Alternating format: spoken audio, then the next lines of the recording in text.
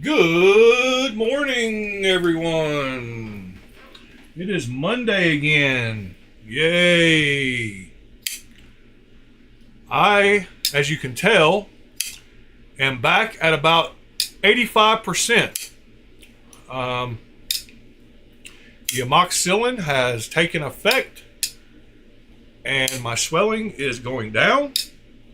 I have not taken any pain medication throughout the whole night. So I am in much better spirits today. My internet is already dropping frames. I've actually lost a lot of frames. So that's not good. I'm lagging right off the rip.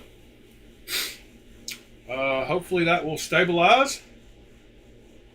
But, I wonder what did that. Hope you all are having a great Monday morning. Don't know what's going on with the stream. But it is lagging. Good morning, Mr. Ed Durbin, TC Blades, and Pete. We have lost lots of frames. I'm hoping it's not lagging too bad. I might have to try to reconnect. Good morning, John. I'll make you a moderator. How are you this morning, sir? I don't know what's going on with my stream. Does it sound crazy? Is it lagging? Is it acting weird? Pete, I use 100% ferric chloride. And then you just have to adjust your time, I guess. I don't have any water mixed in with mine or apple cider vinegar. I'm going to try to reconnect. All right. Let's see if that fixed things. I'm not sure if it did, but we will know soon. I'm all green for now, so that's good. Not sure if y'all even noticed any change. So, this morning, I will start out. Yeah, I got it fixed, I think, TC. I've got 2 wireless access points, and I connected to the one closer to me, so hopefully that'll fix it. It seems to be pretty stable now. Good morning, Fred the Lug. You're here bright and early, sir. So last night at work, I carried this in my back pocket, which is the new Tucson I got. Fred, yeah, I have been terrible with that the last 2 weeks. Last night was more so because I was trying to get some rest before work because I've been down because of my tooth. I will try to do better on Sunday evenings, but there's nothing to say that y'all can't go in there and talk without me. And yes, I would like to do that on Sunday nights, but I just have to get that in my schedule locked in. I'm so used to taking a little 2-hour nap before work, between 8 and 10, that I've just got to realize that on Sundays I can't do that. And I've got to get sleep earlier. But yesterday I was dealing with the tooth thing, and no excuses. I should have been there. I said I would try to be there, and I wasn't. And it totally just slipped my mind. I've got to get it locked in that Sundays we're going to do that on Discord. Anyway, I had this in my back pocket last night. I do like it. I realize that I like the finger choil on it. It gives me a good 4-finger grip on it, even though it's kind of a smaller knife. And in my front pocket, I had a couple of different knives throughout the night. I started with my Shaman. I did get it de-nippled yesterday, so I got the nipple taken off of it, which is much better now. It doesn't hit my finger when it's closing. I can close it all the way without taking my finger out, which is the main reason to de-nipple these Spydercos. So you can close it without it hitting your finger. Anyway, I started out with that in my front pocket, but halfway through the night, I switched to this in my front pocket, and I ended up having to do a bunch of work on this knife last night. Well, not a bunch, but I was playing with it, and all of a sudden, the little lock bar release got stuck. And so these knives are pretty complicated when you take them apart. They've got magnets everywhere. They want to they're kind of tricky to get back together. But anyway, where this is touching the liner on the bottom, it needed to be sanded a bunch. It was really rough, and it was like locking up. So I took it apart, and I got some sandpaper, and I fixed it. And now it's working great. This is the free one he sent me that's M390 to check out from OK. But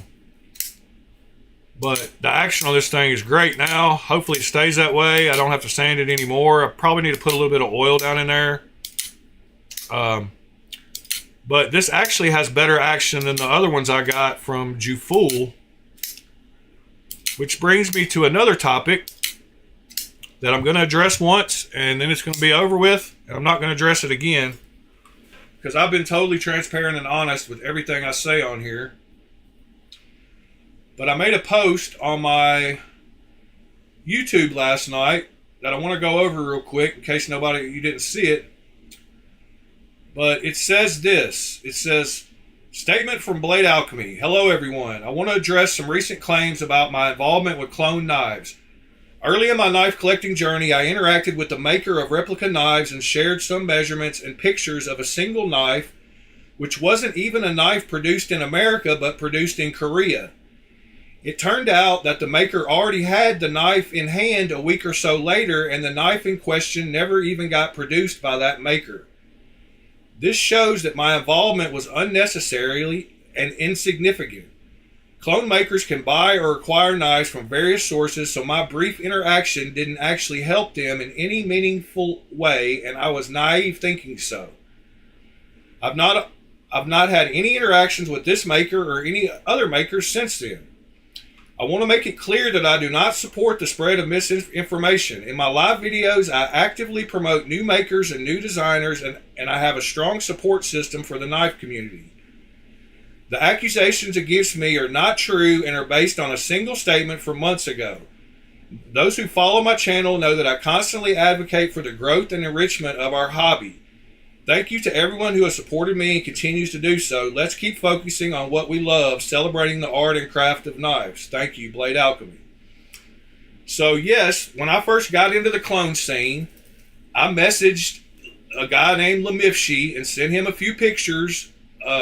It's not like full complete breakdown of the knife, but like the blade thickness and the top to bottom of the blade and a few other measurements. And he never even responded to my to my pictures after that, like thanks or whatever. And then he sent me a picture of him holding the knife about a week later. So I realized at that point that I was naive thinking I was going to help these guys, that they've had it down. I'm new to the knife hobby, and I was new in the game and didn't know. And, I've only been collecting for about a year and a half. So anyway, I learned then that they don't need my help, and they've got plenty of ways to get access to the knives themselves, or even the CNC files from the people that work at the companies. But the knife I sent him pictures of isn't even an American-made knife. It's made in Korea. But yet now I'm supposedly this terrible guy who's going to send all the measurements of every knife straight to these contacts in China, when in actuality the truth is the one maker Jufool, I am blacklisted by, and I can't even buy knives from him because the first time I bought a knife from him, I didn't know how the shipping thing worked. And I didn't realize they created a label over here and then sent it from China to somewhere over here. And then it started showing movement once it got here from that label they created here. I didn't know how all that worked. So anyway, I messaged him and was talking, trash about his shipping. And he ended up blacklisting me. So now I can't even order from him. So I definitely don't have contact with him. I have to use a second email account just to order knives through him. And Green Thorn, I don't even know how to contact. Never have. Bought a few of his knives, yes, but I've never contacted him. So I wanted to address this and get it out there. And that's all I'm going to say about it. These people spreading lies, saying that I'm some harbinger of the reason knives get cloned is stupid. And people that say it are stupid, they've never come to me to ask me. They evidently have not listened to my stance on all this because I've spelled it out very clearly. So I just thought I would address it one time. It came up yesterday in a bunch of live chats and all kinds of mess, and I just don't have time for drama. I have way more things to do and worry about what another man's doing with his money. So that's said and it's over with, and that's the last I'll address. But anyway, Fred, back to what I was saying about the Discord. I'm sorry I missed it last night. I'll try to do better. Good morning, Knives Are Life. Hope y'all are doing well. I did also last night, or yesterday, I denippled the Edge Roddy.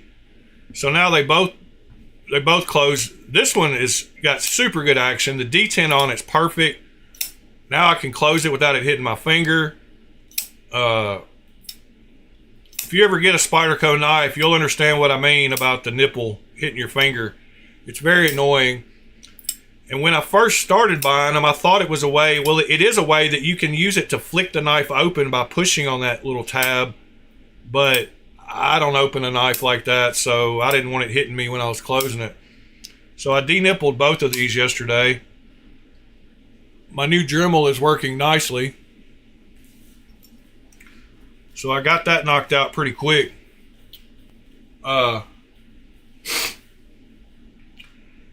And I'll tell you what, the sanding pads that come with the real Dremel are way better than those cheap ones you get in the kits. So I will definitely be buying some more of those Dremel sanding drums because they work way better. They're thicker. Yeah, all I used was this, Fred. I just used a little sanding drums. That's all I did. I just held it.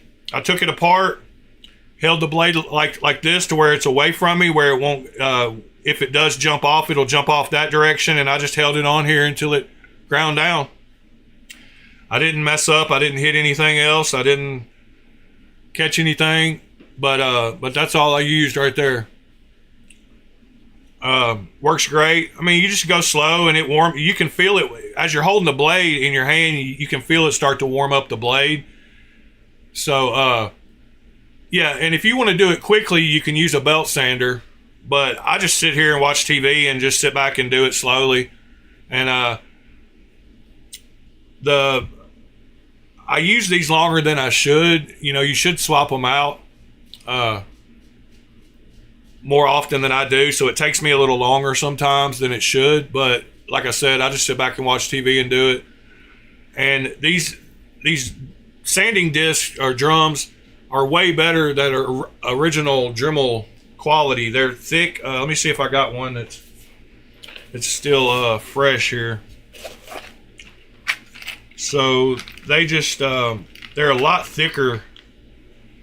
They're a lot thicker and more stout than the cheap ones you get. They even have a different color, but they work a lot better. And then anytime I need to cut anything, I just use these cutoff wheels, and they last forever. Like I've got one of the Dremel ones on here, but that's how I cut off flipper tabs, is I just use these with the Dremel, and then I use that to finish it off. But it's super easy if you just take your time and go slow with it. People getting too big of a rush nowadays, in my opinion. They got to have it now. You know, we're the nation of now and bigger and quick, and I'm a little bit old school when it comes to that. I just go slow and take my time, and I don't have mistakes that way, it seems like. Good morning, Mr. Ron Dobbins. Hope you're doing well this morning. I was talking to Pete about a knife. So yesterday, I showed y'all some knives on Knife Swap. And right as I woke up to go to work last night, I noticed that the guy that posted them had already posted a price drop. So I hopped on there and I ended up buying 2 knives from him that I talked about yesterday on the stream. And let me see if I can find that post really quick to refresh y'all's memory. So this is the guy's post. Let's see. He deleted. Oh, here we go. He put it back this morning.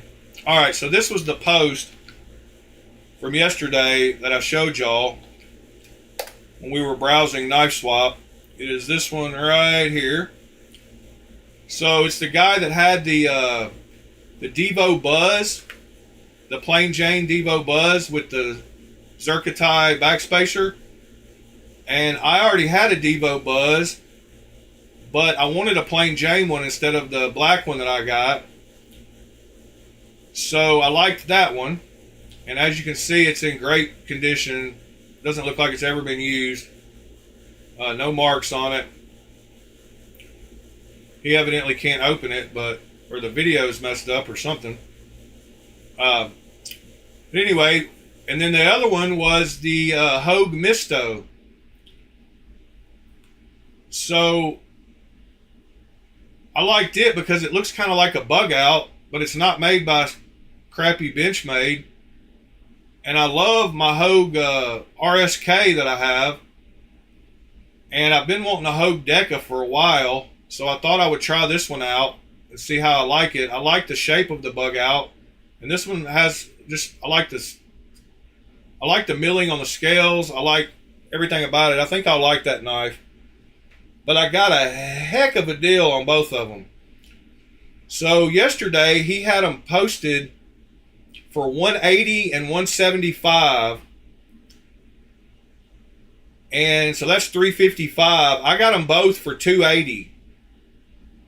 I'm just being totally transparent with y'all. I got them both for $140 a piece. So you can't beat that.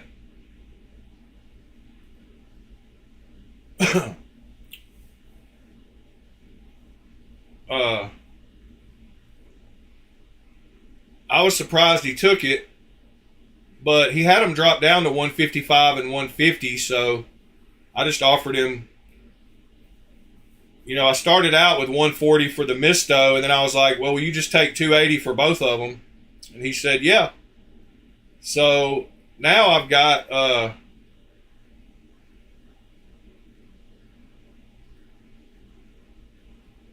yeah, I mean, it's a steal for both of them.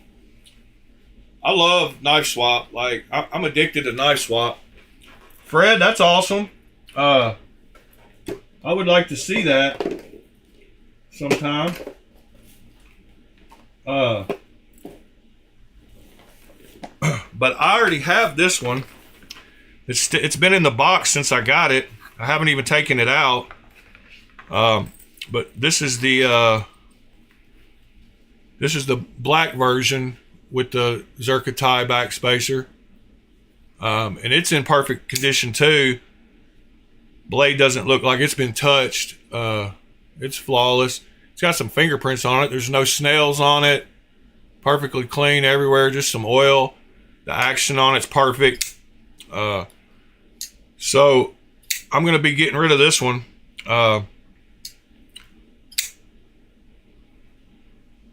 put you on the live and you can show it. All right. Give me just a second, Fred. Let me figure out how to get that linked up. But yeah, the action on this thing is just butter. I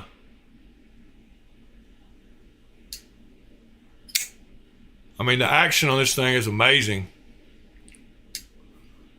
Like, it's just drop shut. All right, let me figure out how to get that link sent to you. Let's see. You will have to hold on. Let me figure out what I'm doing here. All right. Video.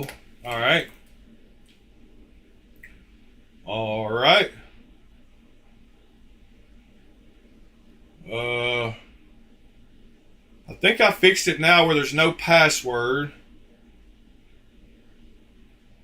So this should work. So Fred,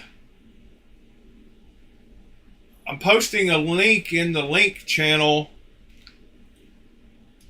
on the Discord. All you have to do is click that link. And then one thing you have to do once you get in there is there's a speaker icon somewhere on the bottom, I think. It shows on the bottom of mine. But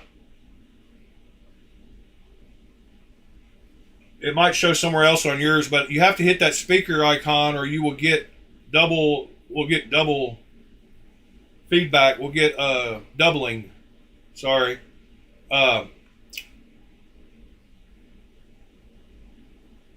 And let's see. So once you get in there, you should be good.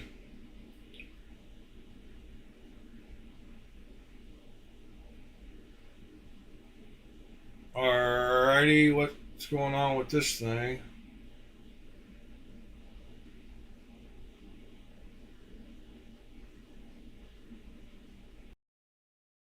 There he is.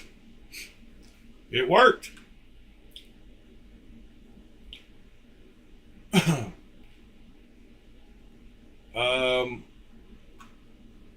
I can hear you. I think I can't hear you yet, but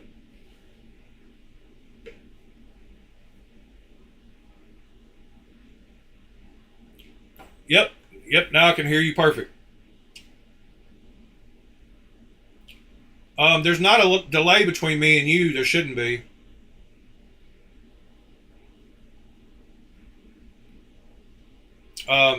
You'll hear it coming out of the speakers on the YouTube stream 30 seconds from now, but me and you back to back and forth should be just pretty instant.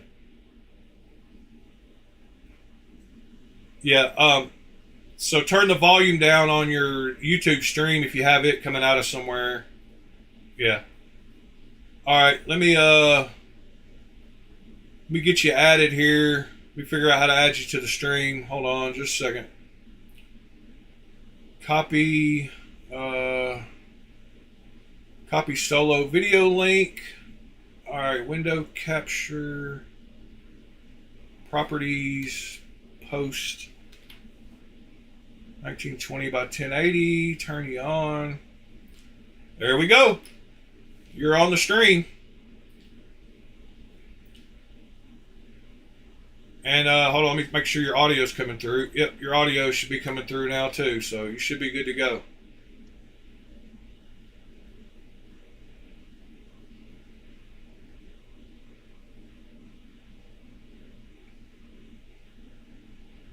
Can you hear me? I can't hear you. Can you guys hear me? Yep, they should be able to. All right. So this is the mini buzz. Oh yeah, that's cool. So this one will not be coming to production, this specific prototype, because this is the prototype that was made by Best Tech. And they got a prototype made by Kubi, and they're going to go with the Kubi one. Oh, okay. But what I really liked about this one is that's milled carbon fiber. Oh wow, yeah, you can see on the edge, on the curve up there, how you can tell it's milled. Yeah, like by the knife. And it's texturized. Yeah, that's super cool. Did you buy that at a Blaze show? No, I actually got this from Jesse from Urban Cutlery because the entire line is going to be his exclusive. Oh, okay. So Tell, tell him to fix his website. No, I'm just joking. what's wrong with the website? I can tell him because my son works with him and helps him out. It's just, I don't know. It's kind of awkward to move around in. Like, I mean, it's not as bad as some of them, but it's I mean, it's okay, I guess. Anyway, what was funny is I actually was having lunch with Kevin, and he showed me the brand new prototypes that he just got that morning. He didn't know I knew Jesse, so he's showing me this, and he's like, "Oh yeah, this is an exclusive for Urban Cutlery." Not knowing that, I'm like, "Oh, can I video Jesse?" And and I send him a video going, "Hey, I'm playing with this knife. It's really cool. It's a great little knife." And I'm like, "I can't wait till you get to try your own knife." And he's yeah, like, that's funny. he like immediately texts me back, "What the?" And then I showed him a picture of the two of us having lunch, and then he was cracking up. So I brought him Yeah, the new prototypes to Texas, and then when I gave him the new prototypes, he handed me this one. yeah, that's pretty funny when you're talking to one person who doesn't know you know somebody else, and you get them on the phone, and then it's like one big circle. Yeah, the knife community is very small, so a lot of people who know one person end up knowing a lot of people. Yeah, unfortunately, I've been finding that out the last few days with all this craziness, but I won't go into that. Laid off Pete, there is going to be a mini buzz. It's just going to be a little bit different than this. It's the same size. It's just instead of this rounded part, it's going to have like a little, it's going to kind of come out. Sorry. Come out and then down. So it's going to be kind of like the newer style with the Devos. It's going to be angled. Do you have a regular buzz? I do not. This is Do you actually, have I have this one do you and have a a rule? Fireball. That's the only Do one I you have. do you have a ruler or a caliper to tell us how long the blade is? Some way to measure it? Tape Yes, measure? absolutely. Yeah. Pete was wanting to know the difference. I wish I did. Sorry, I don't. Let's see. You want it in inches or in centimeters? Let's see. It looks like cutting edge is right at 7 centimeters, huh? Mm-hmm. And then overall is probably a little over 7, 7 and a quarter maybe or something. I think it's more like 6.5. Let me get a bigger ruler. Give me a second. All right.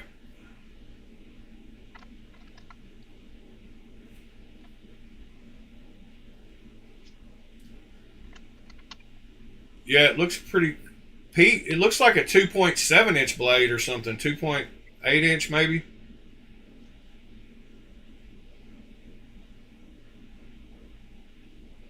Yeah, it's right at 2.75 maybe up to the middle of the scales. Sorry, it might. Let me just Oh, get the entire knife in the video. There we go. oh, oh, you're But the cool. entire thing is like a little over 6.5.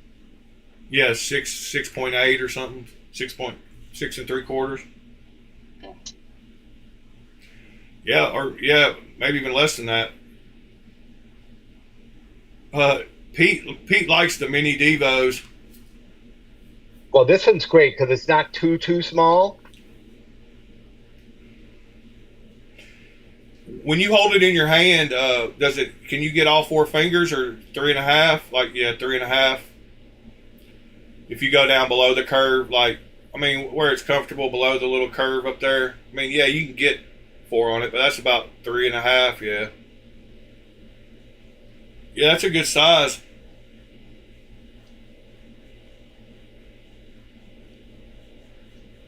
Yeah, I've not had many Devos. I just got the Growler and that Buzz not long ago, and I was really impressed with both of them. Everybody in the channel talks about them all the time. So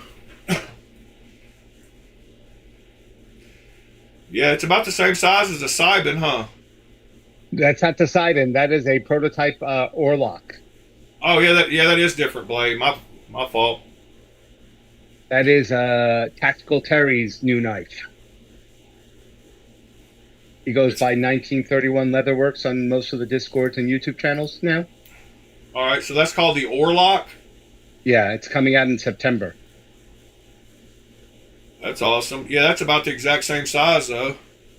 Yep. This one has like a very pronounced front flipper. Oh yeah, it does. Got that crazy blade shape too. I don't know why I said it was the Sibin. The Sibin looks way different. Yeah, I no longer have a Sibin, so I can't compare it to you. um, Pete said, I'm just trying to show. if you had to go between the two right now, which one would you go with, the Orlock or the? They're actually quite different. I like the mini buzz because it's just so much fun. But for me, I like the way the Orlock fits in my hand because it's a little thicker. It's a chunkier knife. So if you look at them really. Yeah. You can tell. It's just chunkier in my hand, which fits my hand better. Right. But I do like the texturing on the mini buzz better. Right. I mean, this is just flat titanium. Yeah, there's always, like me, I always want to mix, the handle of one with the blade of the other, or the thickness of one with the handle, there's always, that's why we got hundreds of knives, I guess. Yep. I have one other upcoming prototype. So this just came out, but it's only available right now in pre-order. So I don't think they've started shipping them yet. Is that the one I bought the other? What is that? It's called the Taipan. Oh, Taipan. Yeah, it's a Best Tech, and it's really cool because it's got that ting like Neve's misdemeanor. Right. I'm not sure you can hear it with my headphones. I think we might have looked at it. I looked at a few Best Techs last week sometime, some upcoming Best Techs that I was wanting to get. It's an upcoming model. They sped it up a little just because he had like home issues with a recent storm. Right. Yeah, that's a super cool knife. You know what the price of that one is? Is it around like $280 or something? Yeah, it's close to 300. Yeah, I'm pretty positive we looked at it. It was one of the Best Techs I had a link to. Best Techs had a few, like they had 2 or 3 nice ones coming out soon. Good morning, JD. While you're doing what you're doing, I'm going to look up that knife really quick. I think it was on, let's see, I think it was on Blade HQ maybe that we looked at it. Best Tech Taipan. Well, might as well just go to their site. Taipan, pre-order live now, March 28th to April 7th. Price is $289, $272, $255 for one of them. Yeah, the plain Jane is $255. You mean without the milling? No, with the milling, just Oh. Yeah, I'm showing it on the screen. It should show up 30 seconds from now on your screen. Okay. Well, I have it on the Discord for more money because it's the prototype, but right. I guess I can go down on the price a little. The version they have one, I think yours, I don't know what the difference is. Let's see. Oh, this one says M cut blade. Yeah, that's Magna Cut. Magna cut, and then the other one says That one says Magna Cut 2, so I'm trying to figure out what the difference between these two is. One of them's 255 and one of them's 272.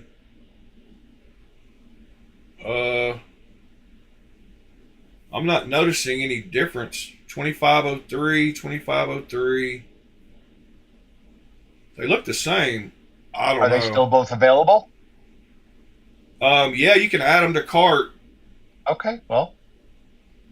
They have a gray one. I don't know about their website because originally they put it up and it was a different size, but I think they fixed that one. Yeah, the bronze one is the same price as that regular one, 255 with the black blade. You can see. I don't know if you can see it on screen if you got the stream up. I do. Yeah. But it's 255 also.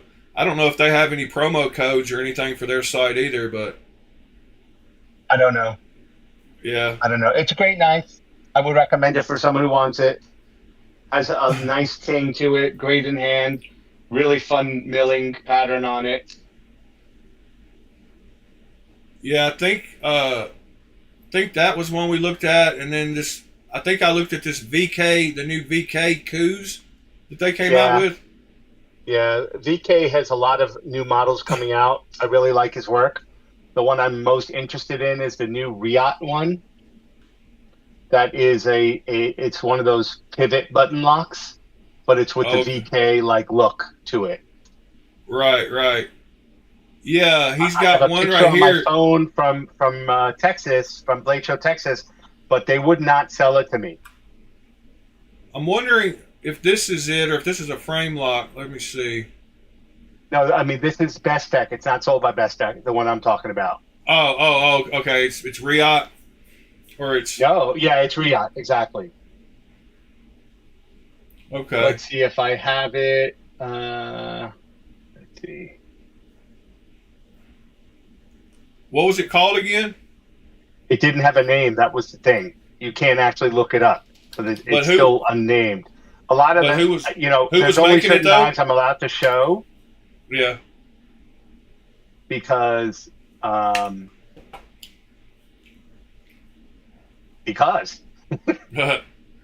just because. Because they tell me not to, Yeah,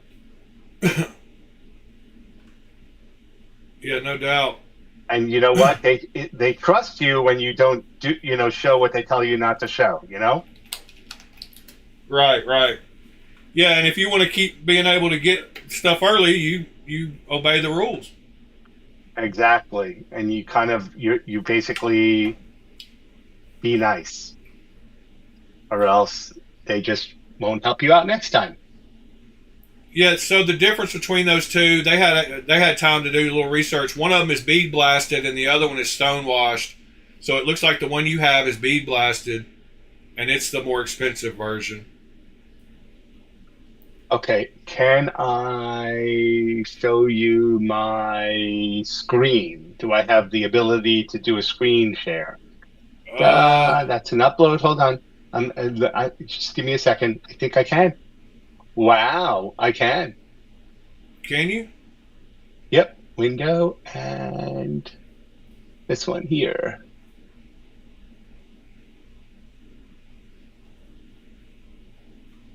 Oh, yeah, there you are. Hold on. Let me copy that link and bring that one in because that's a different instance. Okay. How did you do that? Did you just relog in? On the screen, there's on the bottom. There's a thing to show, that gives you options. Oh, okay. Hold on. Let me fix this. That one. Turn it on. Turn that one off. All right. Now you're good. Okay. Yeah, that thing looks crazy. So this is a new Riot that has a hold on, let me just yeah. This one has an SLT device. We're getting echo. Hit that speaker button on that second one, I think. On what second one? I don't see a second. Oh, no, it's stopped. It stopped. Okay. I don't know. Maybe it was just a fluke.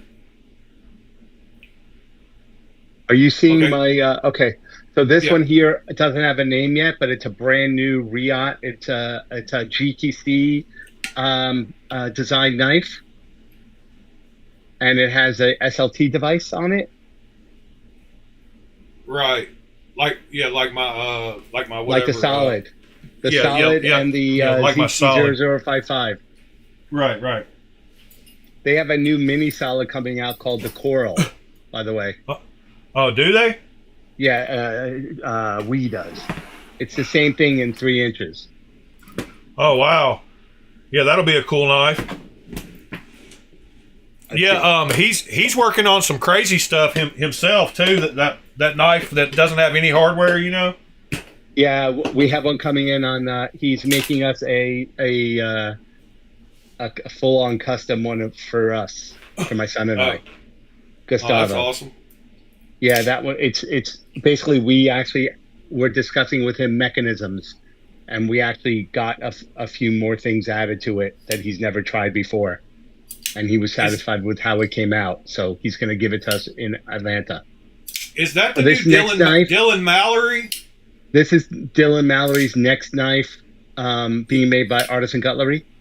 Yes, look, I've got it. I've been waiting on it forever. Like, it's bookmarked right here on my Firefox. Like, hold on, let me show you. I've got it right here under Dylan Mallory.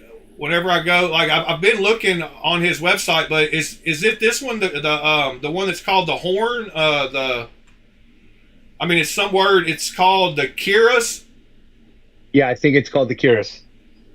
Yeah, you see on screen, I've got it. Like, I've been waiting on Artisan to put that knife out forever. Mm-hmm. Like, do you know when it's coming? I got to play with it. It's really nice. Dylan told me that they were contemplating making it a little bit bigger, but because of the response in Atlanta, they don't. In Texas, they don't. He doesn't think they're going to end up doing that. Yeah, I saw it on some Atlanta Blade Show videos, and that's the one I gotta have. Texas. So, not Atlanta. Yeah, Texas. Yeah, Texas. Yeah, Texas. Yeah, that's what I meant. Okay, so, this is me with a few YouTubers. Okay. In Texas. Nice. I'm sure you know all these guys. This is the new. This one in the middle is the new prototype for Bureau. It's their budget knife. The one in the middle in blue. Okay. It'll be sub 300, which for them is budget. Yeah, I think he was talking about even trying to get them down closer to 200 or something in a video I saw. Yeah, I'm not sure they're going to be able to do that with all the trade shit and all the, be nice, but and the action was very nice. But you could definitely tell, it's a different material. Like this mini Nova next to it, to the right of it is titanium, and the one on the other side is the mini Lux, is also titanium. So this is the one I was telling you about. This here is the new Riot pivot button designed by VK Void, by the VK. Yeah, that looks like a VK blade. Yeah, I really wanted this one. They just would not let me have it. And I didn't need it to be Ultim. They had it in many materials. The one above it, I don't know if you can see up here, is not Ultim.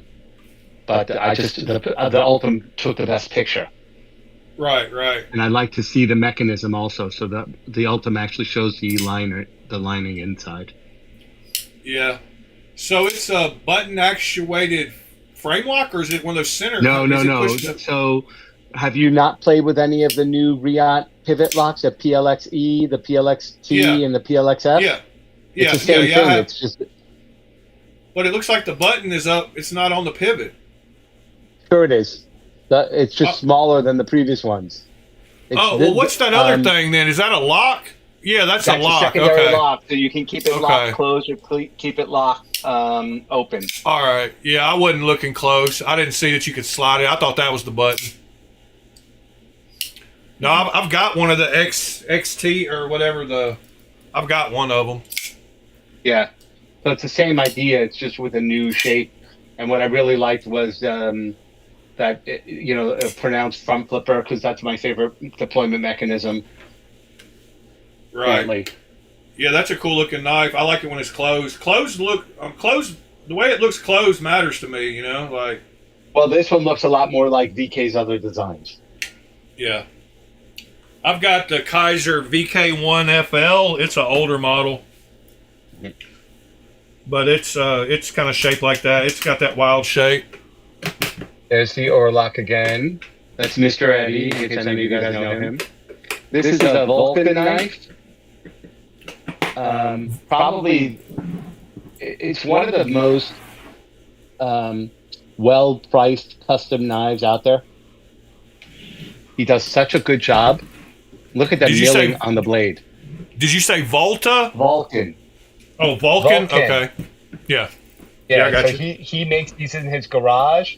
He even makes his own axis lock. Wow. Yeah, that's a cool looking knife. I mean, it's different. Like sweeping. Is that a tipper? That's a tipper, and that's got skills behind him, edgy. Oh yeah, that is him. I recognize his picture from his website. Yeah, and that's the new KC knife, the Thunderhead. Okay. Tenable is supposed to be sending me another one to review. I can't remember which one it is now, but. Well, that's not a Tenable. That's a concept. So yeah, they might send you something different with that. Yeah, I was reading this sign behind you. I was just thinking. Yeah. I'm going to pick off my screen share, okay? Yep. Yep, you're good.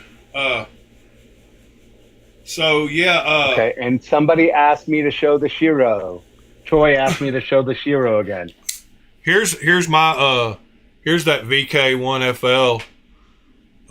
Before I get back to your screen, I love the milling on it, but it's a classic like design that looks like a VK.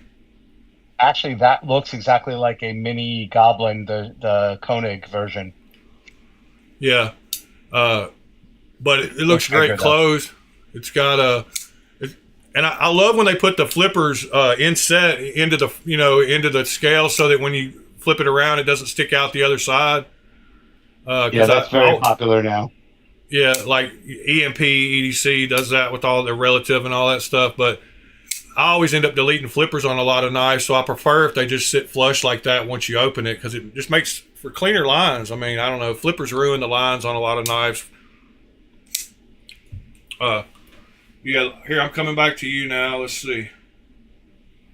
All right, we're back to you now. Okay, so who was it? I think that Troy asked to see the Shiro again. So this is a Shiro clone that I have a stud on, like a can. And this is my first anno job. Yeah, that's awesome. I think you showed pics of it, but the pics weren't that great in the Discord. But yeah, that's a lot better. Look. How do you like the flipper tab on it? I just can't, I don't know, like those ones on the Shiro? top up there. Yeah. I mean, the thumb stud. I meant the thumb stud, the add-on. It's great. Just putting the can on it, it's great. It works fantastic. It doesn't look bad on that knife. I just think it looks crazy on a lot of knives, but on that knife, it doesn't look too bad. What I'd like to do is get one of these compression cans that looks more like a disc. Yeah, I haven't seen to design that. I'd like for someone to design that for me. A disc, a thumb disc that looks like that can compression add to a blade. Yeah. That would sit flat on it, but wrap around where you could like somehow this, but which would wrap around. Right. That would, to me, that would be very cool. Yeah, and it wouldn't. That's the thing, is it sticks up so high to me that it looks weird on a lot of knives. So if it was laying flat like that, right on top of the blade, it wouldn't stick up as much. Yeah, that's a good idea. I hadn't even thought of that. Because those thumb discs do sit kind of right on top of the blade anyway. I mean, like that one's inset, but some of them sit right on top of the blade, you know? Yeah, I think that, and this knife has like the best action of a thumb disc I've had in production. Yeah, I'm gonna look into seeing if I can. Yeah, that would be cool to make. Somebody ought to make that. Well, if you figure out how to do that, let me know. I mean, I don't know how you. I mean, they're so small. If you had some kind of little mill, you could almost make a prototype yourself. You know, like I just don't know how to get it to compress on without it looking more like the can. Yeah, it would have to come down a little bit on the blade, you know, like Correct. on either side, and have a set screw that pushed against the blade. But that's the thing. Well, it'd be okay if the set screw was on top, but yeah. I wonder if you could put a set screw in the top and have it wedge out and like compress two little flaps to where the screw like went into a channel to where it like pressed the sides out to hold the compression on. I don't know. I'll have to draw that up and think about it. Hey Ron, I don't know how much he's selling the Thunderheads for. My guess is, not him, but Concept. My guess is it's going to be in the $180 to $200 range. My guess. What is that bottom knife?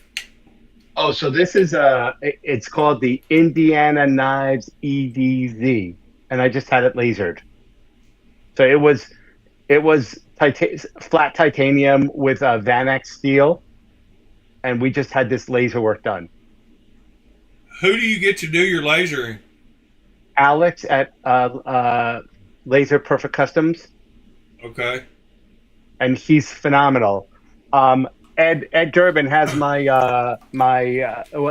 it's now his, but a Berg button lock barber that we had made. But he also lasered this one for us. Yeah, I saw the one Ed has that is that the same guy that did that laser? Yeah. He did all three of these for us at the same time. Well, that's awesome. Yeah, I'm looking in, man. I'm trying to save up money, but they're about $7,000 or $8,000 for a nice machine to do it. But I would love to be able to do that. It's more than just a machine. You have to really know how to do it because that's some real nice lasering. So the programming of it, getting it all, yeah, those are nice. I like that bottom one a lot. Like I like that pattern. It goes good with the blade. The handle is a standard book pattern, but the blade, my son and I designed that. Oh, really? Yeah. So did he laser the blade? Yes. Oh, okay. He didn't laser the handle on that one? Yes, he did. But as I said, the handle is from a book pattern. Right. Was it the darker color or was it the lighter color? It was the plain Jane. No, I mean like of the two tones that are on there, was it that lighter color or was it the darker one? I don't understand the question. I'm sorry. On the handle, there's two tones. There's a dark color and a light color. Was the original? I think it was the light color, and then he added the. I mean, the dark. I think he added the dark. Yeah. Okay. I think he did a video on his Instagram of him actually doing it. Him actually adding the patterns on. Oh yeah, that's awesome. And getting everything lined up and horizontal and fitting on the knife right and all that takes some time. Yeah. Yeah, and this blade, it's an optical illusion. It's based off of, when we designed it, we basically based it off of like an MC Escher type of photo. So depending on when you're outdoors and depending on the lighting, that blade hole is either like going in like a tunnel or coming out at you. Right. Yeah. And so some of those ones where it looks like it's moving too without it actually moving. Yeah, exactly. It's very cool. We really like it. It's actually so cool that when we showed Greg, the guy who actually makes the Strix, he wanted to buy it from us. Oh, really? Yeah. Yeah, me and Pete have been looking for Strix. Like we're both wanting one bad. Like don't.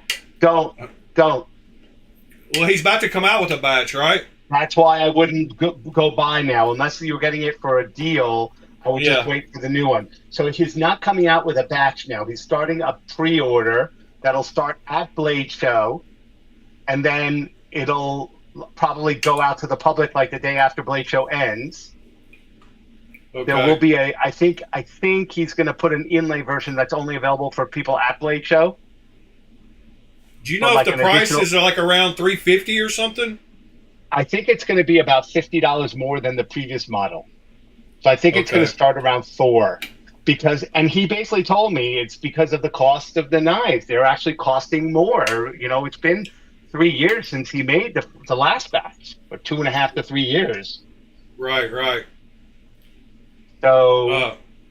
um, Yeah. so Sever Seven basically said he's like, it has that. it now. He is going to have a very high end production one that's going to be close to 900 that has like a real Damascus blade, you know, Right. coming from the States. It's not like a Chinese Damascus.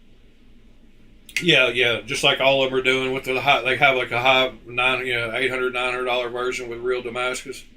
Yeah. By the way, Ed Durbin, this is the blade that the pattern on that Berg was based on. We took like the dragon skin blade Yeah. idea from this and put it. That's the Rietvald dragon skin or whatever, however Yeah. you pronounce his name. Yeah. So this is a Corbin knife. Yeah, Corbin does some nice stuff. Like his collaborations. There's a couple of knives I like of his. Yeah, that's a full on custom though. That's his. Yeah. Uh, what did he Sever Seven say about the Grace? Was that the Grace that you just showed? No. That was a custom Aria. Oh, okay.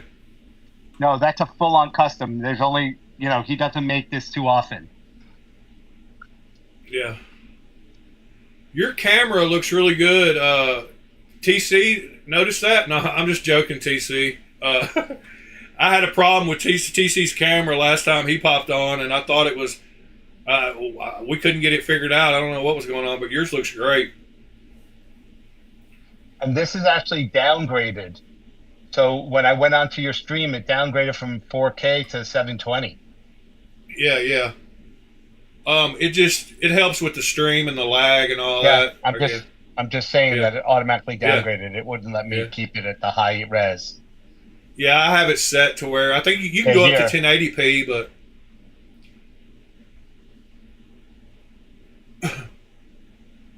There you go, Sever.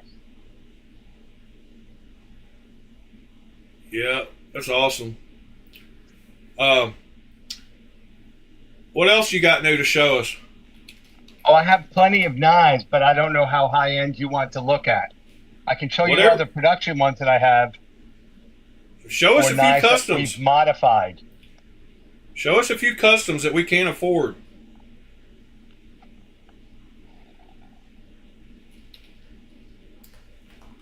Okay. And I'm going to bring up another one that on screen here in a minute that we can't Oh, afford. by the either. way, this one here, what I really love about it is the jimping. So there's jimping along the entire top. So you could do a flip from there. You could do a flip from the front. You can come over. You can basically get it anywhere on the top. Oh yeah, it's got jumping all the way around. Yeah. And then my son and I added magnets inside here to make the detent stronger. Yeah, like a winter blade. Yeah, basically, I don't know if you could see the magnet in there. Yeah, I can. Yeah. So we put one on each side. There's room for another one to make it stronger so that you can actually see that it pulls it in. Oh yeah, that's awesome. Real quick, I'm going to show my screen. Whoops, not my screen. There's there's that same pattern in with the color. That's an awesome sigil that with Mokatai frame and the dragon skin. Yeah, we had a Boudica with the dragon skin. It's called the angel horn or something like that. Here, look what I did with this one. All right.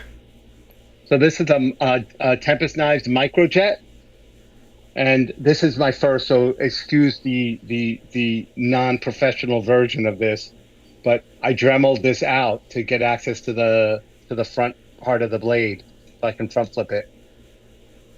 Oh, so it was solid all the way across? Yes. So now I can front flip it. Yeah, that's awesome.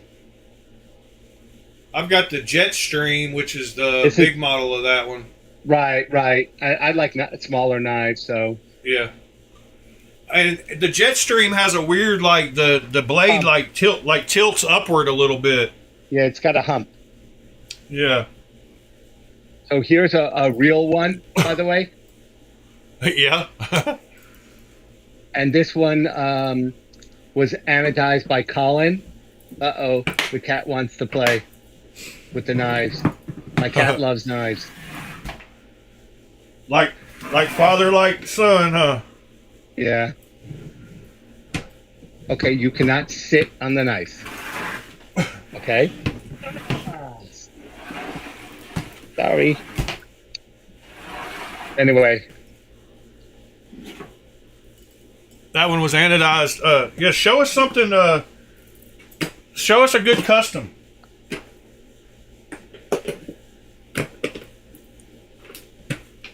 That we don't see that we can't see in pictures like on the website.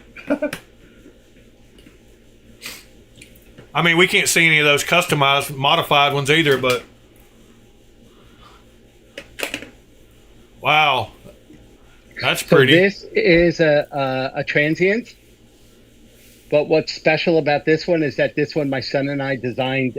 We went to Erie, Pennsylvania, where Jim's facility is, and we spent an entire day with him, and he had a blank for us, and we basically went on the computer and designed the milling pattern, then we blackened it, and then we remilled it, and we burnt the collars, and we basically did everything on this knife. Oh, wow. That was a cool experience. That was a memory for a lifetime. Well, I'm more into creating the memories. Right. Yeah, that's awesome, man. And he's making us a new blade. We basically convinced him to make a front flipper blade for this. So I should be picking that up in Atlanta, I'm hoping. And it'll fit in your knife? Yeah.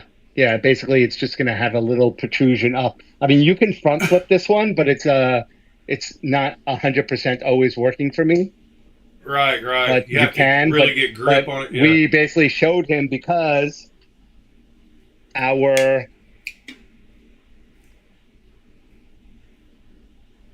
you'll laugh. Do you guys know what that is? It looks 3D printed, but no. This is called Magnafold. So it's a guy that does Etsy. He sells on Etsy, and he basically makes wood or plastic clones of knives using magnets. Yeah, I've seen the rosy one. So he does a lot of the upper end knives. So that's an ultimatum, right? That's a mini ultimatum. Yeah, yeah. So basically, we brought this one with us. Yeah. We brought this one with us, and we showed him that there was a front flipper. You know, he just left a teeny bit up there, and we showed him how it worked. And so he's like, okay, I'll try it. And guess what? It worked. That's awesome. Yeah, that's super cool. Anyway, so this was great. Spent an entire day there working with him. Jim was such an amazing person and such an amazing maker, and really enjoy. I bet you just had your mouth on the floor the whole time just to get to experience all that like firsthand. Yeah, that would have been exciting. And your son went with you, you said? So both of y'all got to do it? Yeah, my son and I collect together. Yeah. I knew that, but I didn't. Yeah, I was just making sure that y'all both got to do that. That's awesome. Yeah. And then, for completeness sake, since I'm showing the wood, I'll show this. This is actually one of our more rare knives. This is actually a full-on custom handmade, no CNC mini ultimatums. Oh wow. American. Yeah, so that's the same thing as this one. Yeah. And the handle on that one is like a blue wood. It's a Westinghouse paper micarta. Oh, paper micarta. Okay. And that actually is a Damasteel blade. It's just very subtle. Right, right. Yeah, It's that's very awesome subtle elegance, this one. It doesn't scream at you like the transient we have. Right. Yeah, that's a nice knife. It's awesome. How many times have you got to go in and do that and make your own knife? Is that the only time, like, you really just made one off, like? No, and we're apparently we have 2 knives that are coming that we're going to be doing in the next 3 weeks or 4 weeks. Actually, 4 knives, but it's 2 experiences. Both of us are going to make a knife when we go. So this one here is one of the hardest knives to find. Yep. Carbon fiber supreme. This is called the VC Edge.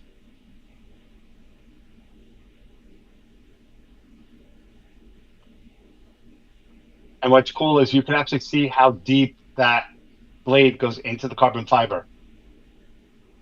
Yeah, okay, yeah, okay, yeah, I see the line of the carbon fiber out there on the end. Yeah, that's awesome. You know? And the only thing that's metal on this knife are the pivot, the label up here, the blade itself, the lock bar, and the clip. Yep. Everything and it takes him like 2 years to make one or something? Well, I don't know how long it takes him to make it, but I know that he's 3 years behind on his orders. Yeah, that's wild. This here is actually a custom Strix. How much do those VC Edge cost? Like a couple of grand? Depends. It depends. They go anywhere from $1,300 to $3,000 or $4,000. Okay. Depending on how much milling and stuff you get. Yeah. So this is a young maker. What was that custom Strix again? I didn't see it long enough. Just a Strix that Greg made. Oh, just one of his? Yeah, it's one of his full-on custom earlier ones that before he had a CNC machine. How many Strix do you have? I have 1 custom and 1 production. Okay. That's 2 more than me, and I need one. This is another Sparrow knife, by the way.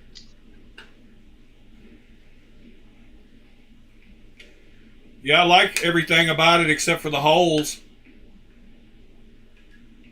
And you'll like our other version. I like the blade shape a lot.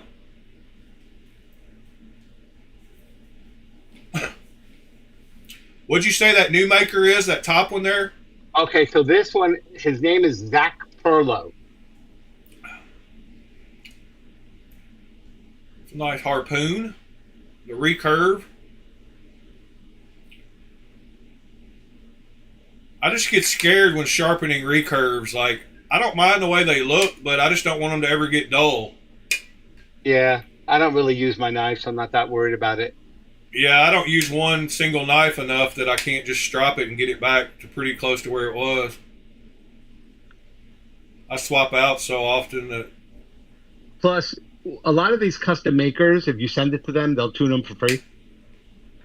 Yeah, sure. You know, once you're in this kind of neighborhood of price, a lot of them will, will take care of you. We actually had this one serviced already because the clip was just too sharp that, like, I put it in my pocket and it actually went through my jeans. Oh, really? So he took it back and shaved it off and made it a little softer. It's a great clip. It actually works great, but it was just too sharp. but you have to dull it out a little. Right.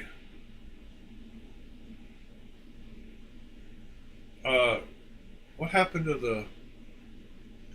Oh, I was trying to put your name badge up there, and I couldn't figure out what was going on. I should have had that on the whole time, but So I don't like skeleton knives too much, but this one is my favorite. I only have two, and this is one of them. So this is one of my favorite makers. To Maverick Concepts. His name is Nick Marshall. Nick Marshall. Maverick Concepts. So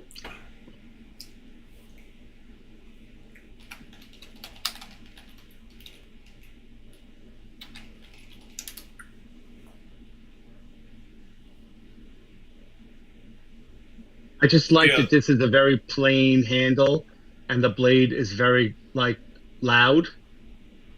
So I think that when they come together, you could see all that loudness Yeah. underneath the plane. Yeah, think the it blade balances out. adds the blade adds the bling to the scales. Exactly. And the scales don't need a lot of noise on their own.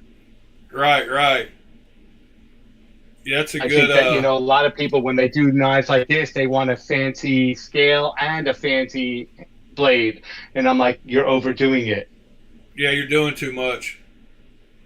Is that a juvie? What's the name of that? No, this is He makes a knife called a juvie, that's why I asked. I've never heard of that, actually. And we have a bunch of his knives. Well, here, So we hold have on. this is called an Asuka. Asuka. Here, look on the screen really quick. Recon 1 has one of his knives. It's wait, what'd you say his name was? Nick Marshall. Oh, Maverick. this says Nick Marshall Maverick Concepts, but then It goes then to Kevin Foster. Yeah, is that somebody that works for him? I don't know. But yeah, it says Kevin Foster, GV Swordfish, but it says underneath, it says all these are Nick Marshall. That was weird. I was just trying to find some. It looked like Arizona Custom Knives had a bunch of his. Unnamed, Sheep's Foot. Yeah, that looks. Yeah. Prism. Actually, we have one more, but I think my son is carrying it today. Okay, I'm coming back to you now.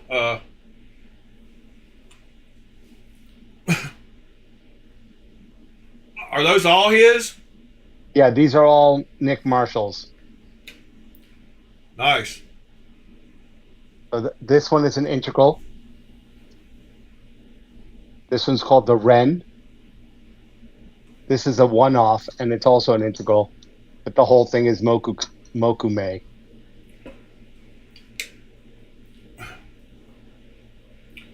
And this one is called that Hien. Hien?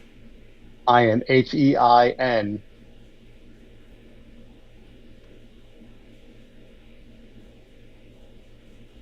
Nick Marshall. I'm gonna have to check him out. He goes by Maverick Concepts, but he's, these are not inexpensive knives. No, they range on Arizona from 1,200 to 2,100. Oh, then they don't really have a lot of his good knives. Oh, okay. Because his Blade Show knife from Texas went for $6,000. Oh, wow. Mind you, mine are not his Blade Show customs. Not his showpiece. Right. I'm following him on Reddit. I mean, on Instagram right now as we speak. He has a nice one with an inlay, a new one that he posted not long ago. Wow, he's got some cool work. I'm gonna flip to his Instagram real quick just for a second, just to show people. He's got some. I really like the clean lines. That's why I like Laconico so much, is because they got really clean lines, and he seems to do that too. This one's called the Spectrum. Yep. But I think This, it's the new version of the Ren. So basically, it's the okay, same yeah, knife with a new blade shape. Yeah, this is the Ren right here. Mm-hmm. Let's see what else we got down through here. There's a bunch of that's for Blade Show Texas. Yeah, that's the one I was telling you about. Yeah. Yeah, super cool. That one's probably high dollar. Bidding starts $100 increments. Yeah, not sure what it sold for, but As I said, I think north of 6. wow. Maverick Concepts. Yep. Embassy Suites. He had his. There's another spring knife show somewhere. Anaheim, I guess. Oh, well, that's the California Custom Knife Show. Yeah, the Garden Grove. Yeah, that was cool. They do I like that that one twice a too. year. They have a spring one and a fall one. Yeah, that milling. Man, that's a cool looking knife. Or handle. I don't know about the knife. He hasn't finished it yet because it's just a solid block. It looks like. Mm-hmm. Right, because he does integrals. Yeah, Most yeah. of his knives now are integrals. Yeah, he's showing the CNC on this one. Like, he has something called an NFF knife, and he doesn't make it anymore. We've been on the search for it.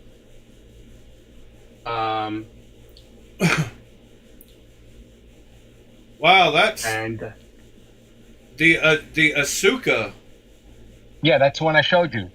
Yeah, look at the one on screen. Like that one's got a milling. Like, yeah, now that's a high dollar. I can tell that's a high dollar knife. Got a crazy oil slick pattern and milling and yeah, man. Wow. There's so many makers I don't even know about that make so awesome knives. Like, I appreciate you showing stuff like this so educate people like me that don't run across those knives. Somebody asked if you had any David Carver knives. I just put one up. Oh, okay.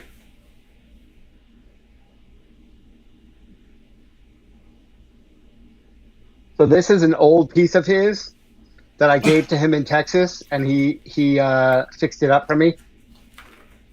It's got a bacon Damascus on it.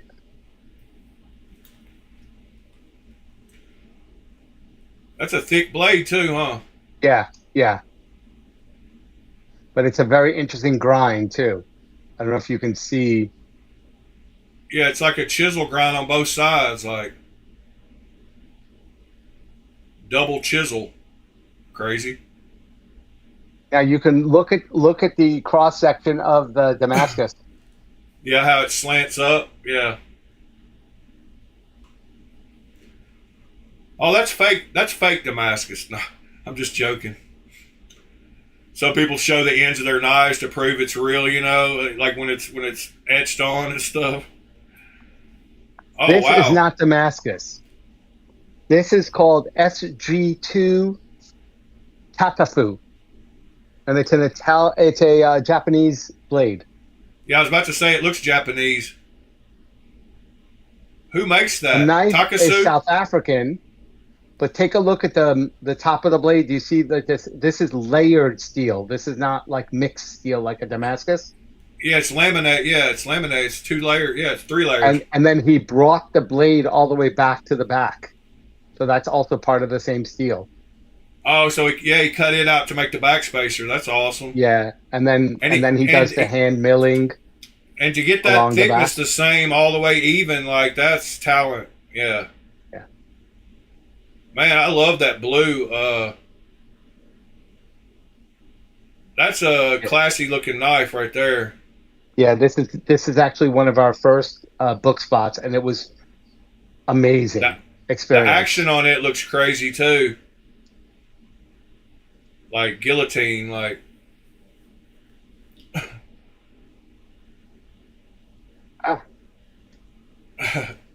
Yeah, that's a beautiful knife. And who makes that one again? Ericus Blomeris out of South Africa. Okay. Yeah, some of those South Africans are doing their thing down there, man.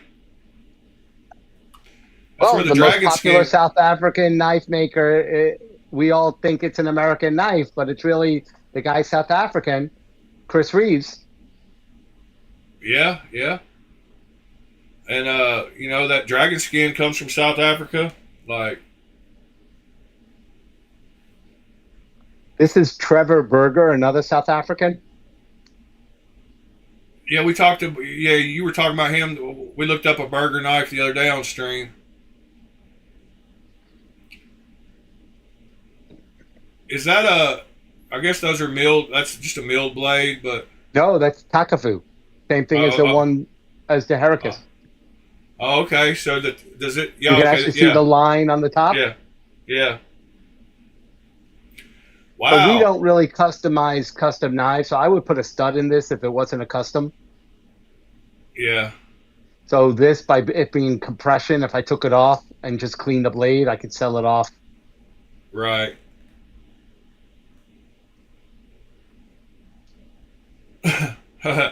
Ed said you're finally showing us the knives we wanted to see.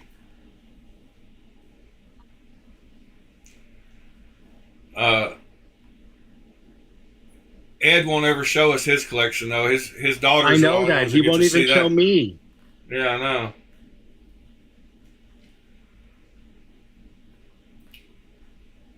Okay. I'm going to bring it down a little. All right. Still not cheap, but not in the same realm. This is the Monterey Bay Knives. It's called the Sea Otter. Yeah, I want a sea otter and a Rosalinda. So that's a Sea Otter. So this one was customized by Steven at Gecko Customs.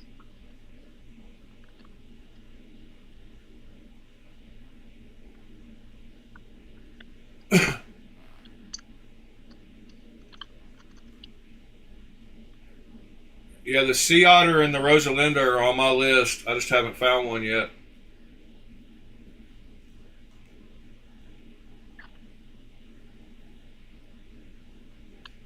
This is a mini Rosalinda.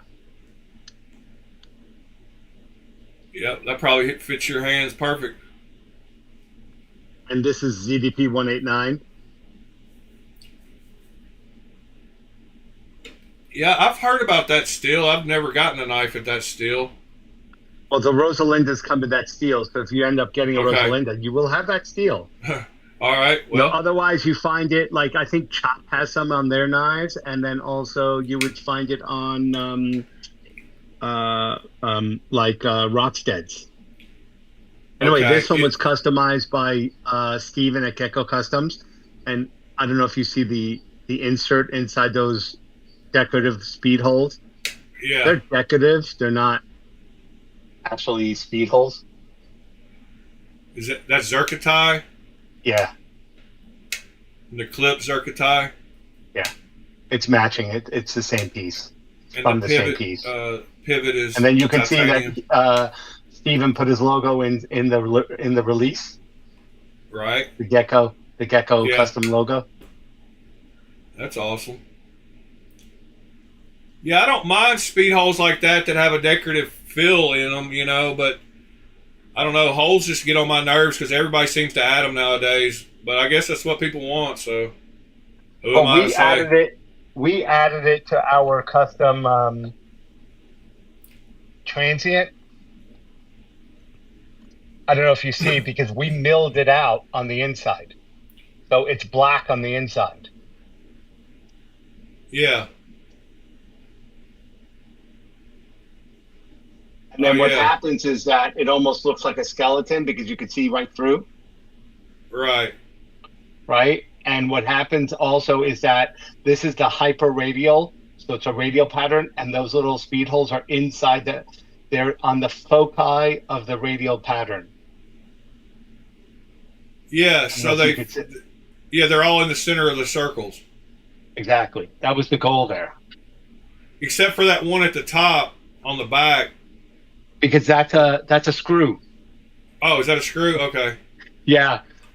We said that if we ever made another one with him, we're going to actually um, move where the screws are Oh, to make them match the same to make them pattern. go inside the hole of the The pattern, yeah. yeah.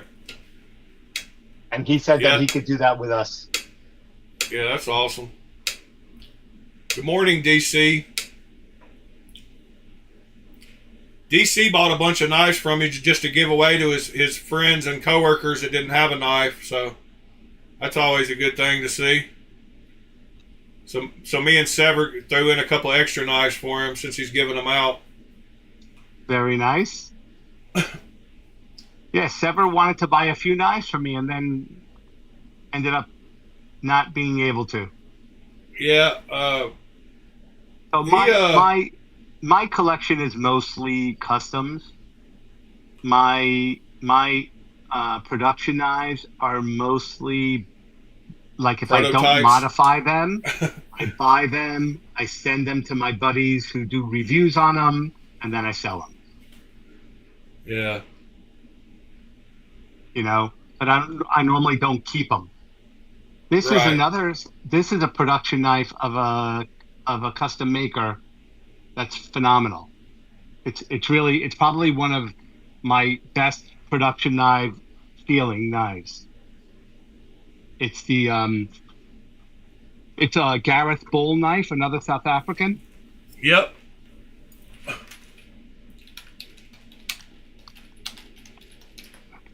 It's called the Zyro. Yeah, we looked at that because I was looking at the chamois and all that. Yeah. So I had a custom chamois, and I thought that the Zyro was better. Yeah, it says it's got M390, 6.83 inches long, black camo carbon fiber, PVD coated screws. I'm looking at the website. That's fine. I mean, they haven't been available forever. You cannot buy one now. Yeah, it says Riot. Riot produced it, so yeah. Riot does a great job, in my opinion. Yeah, that's a beautiful knife. There's something about the feel, like the chamois is just such a smooth knife that I can imagine that one's the same way. Like it is, and it's got the same front flipper as the chamois, and then he added this Vero style fuller, so you can actually reverse flick pretty easily off the fuller. If you're good at it, you can butt flick off of it. Just like you were saying, there's just something you can feel about different quality, like sometimes in a knife. The chamois is one of those, so I bet that's the same way. Like, yeah, it's just a tolerance. Like I say, we haven't modified this one, and it's already made its rounds with my YouTube friends, so it's on the market. Yeah, I think I saw one of those on Knife Swap. I don't. When somebody says on your knife, Discord. Yeah. Oh yeah, that's right. Yeah, that's probably. But whenever somebody tells me knives aren't available anymore, it just makes me want to hunt them down on Knife Swap. Yeah. It looks like there was actually one sold 2 days ago on Knife Swap. I assume for about 400-ish, if depending on the condition. 340 is what it sold for. I wonder what the condition was. Here it is. Here's a video of it. It says I mean, it looks like it's in perfect condition. Prices are crazy on Knife Swap sometimes. They're way cheaper. But it says, let me see what it says about it. But I'm not sure. I mean, it looks great, but it says in the ad, second owner, no cut or carry by him, no carry, has skiffs, does not come with originals. I cut some tape with it. Blade is centered and action is amazing. So yeah, good price. Yeah. Well, all right, I'll be checking one of those out sometime.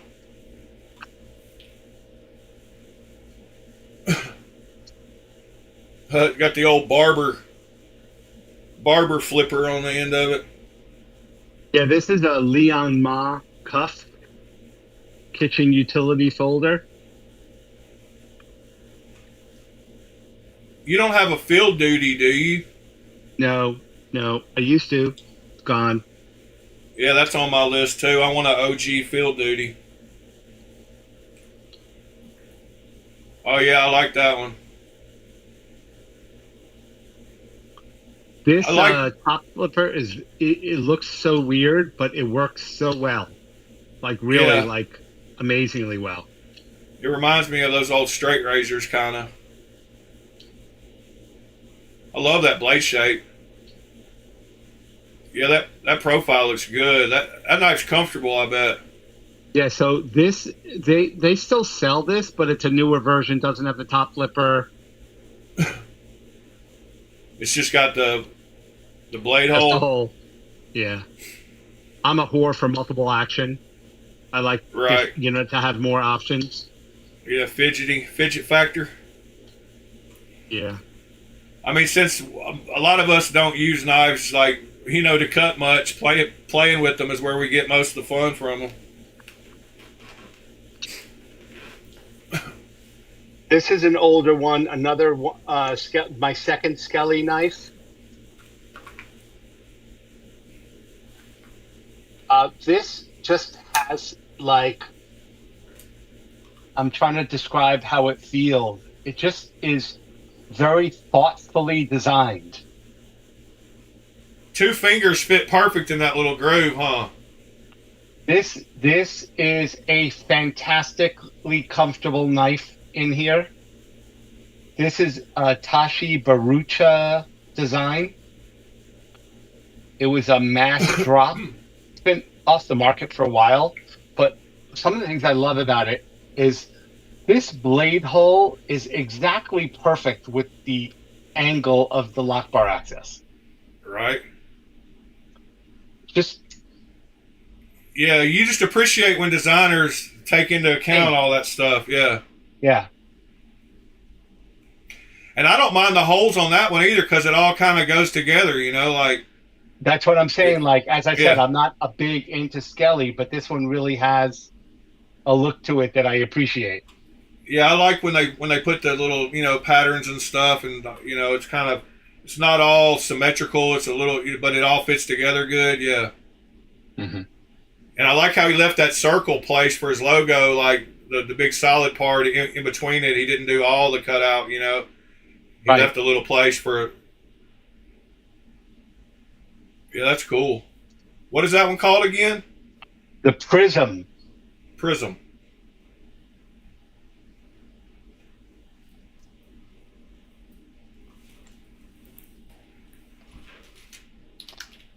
Probably what everybody should get as their first knife.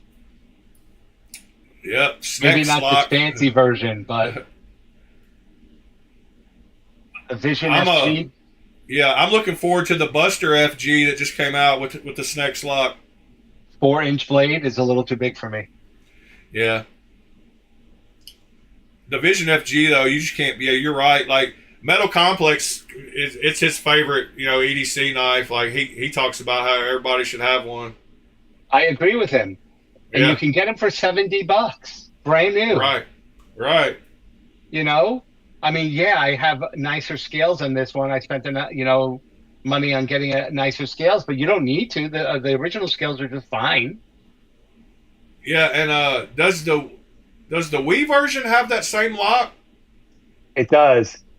Yeah. And the Wii version is offered in 20 CV, but it's got the clip on the edge, which I don't like.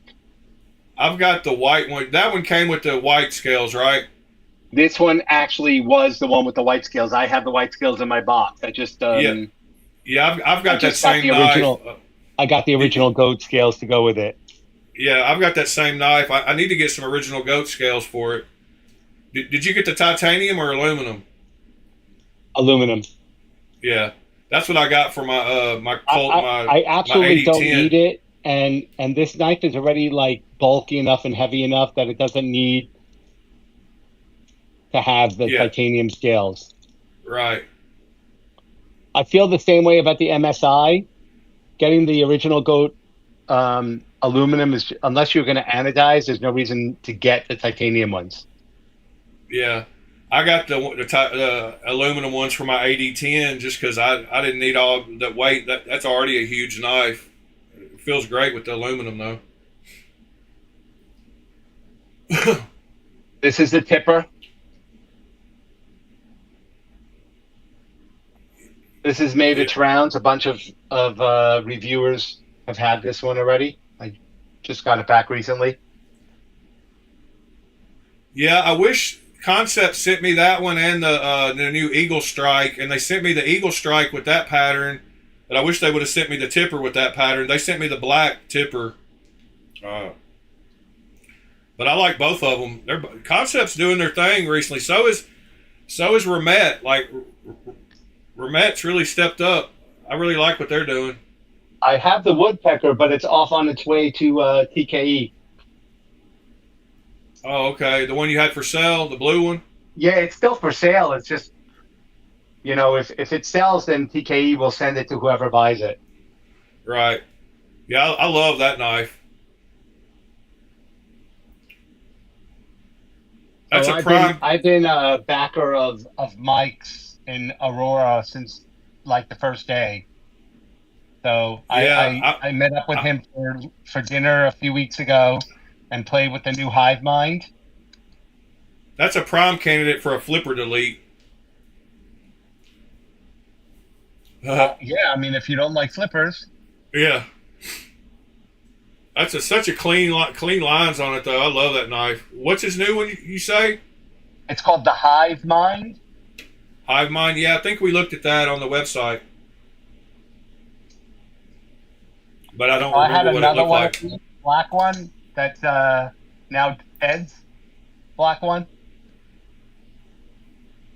I love hollow grinds, too. Like, that's my thing. And that blade shape, that compound grind, that's like one of my favorites. That's a beauty. I'm such a sucker for just plain like stuff with a nice hollow grind and clean lines. Like, I could get into flashy, I guess, but I just like more plain. That's why they make so many different kinds of every knife, so everybody can be happy, I guess. I like mechanisms, so here we have this. These both have the same mechanism.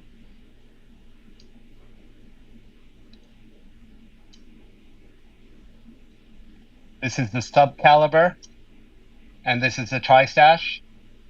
So the difference is that this is a button-actuated frame lock, and even though this is a button-actuated frame lock, I actually really consider it an inset lock because there's a scale on the other side. The frame is inside. Right. So a lefty wouldn't get locked out or anything. Exactly. Yeah, I love the caliber and the sub caliber. I got the standard. I have a slim coming when Blaze finally sends it. Yeah, I've got to get one of their newer ones with that lock, because my standard is just a frame lock, I guess, or it might even be an inset liner lock. I don't remember. This is an Anthem. My only Benchmade left. Yeah, I love my Anthem. It just feels good. Like, I don't know. I'm sitting here flicking mine the same time. Yeah, so the only clone I have left is the one that I'm learning how to anno with. That Shiro? Yeah, I don't really buy clones. I get some in trades, which I then quickly get rid of. Yeah. I think you sent one to Ed, right? Well, Ed has a bunch. Well, I know Ed has a bunch, but that one Lamivshi. Oh, He okay. has a bunch from me. So Ed's This is your clone disposal device. he is someone I will contact when I'm thinking about making a trade that involves a clone in it to ask him if it's something that he would want. Because if not, I might not make that trade because Oh, I don't yeah. really keep clones in my collection. I don't mind if Right. someone's trying to get rid of them as part of a deal with me, as long as I can move them along. The Yeah. only reason I have this Shiro clone is because I'm basically using it as a test device. Right. I Well, also had bought a clone when I if was Ed my says son and no, I. next time you can always hit me up next. Okay, So what is this integral? so this is a Tuya Strength.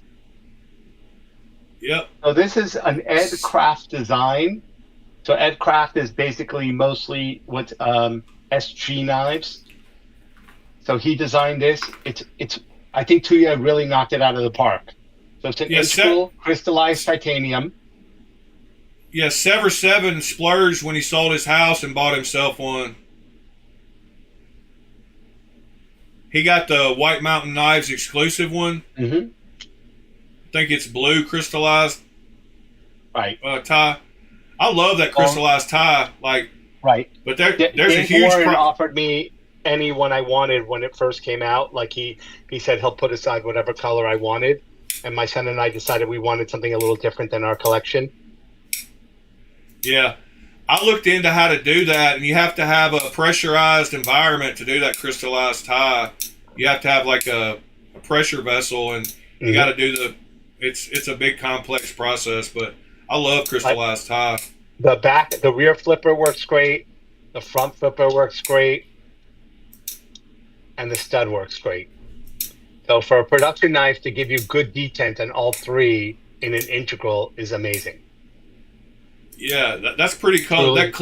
That clip color looked pretty too. The clip was a little brighter, maybe. Yeah, that's awesome. The one, hold on, let me see if I can bring it up real quick. White Mountain Knives, Tuya Strength. I can't spell, and I hate these pop-ups. Every website has a pop-up now. Dang it. You're still on screen. Yeah, here's the one that, hold on, let me turn off.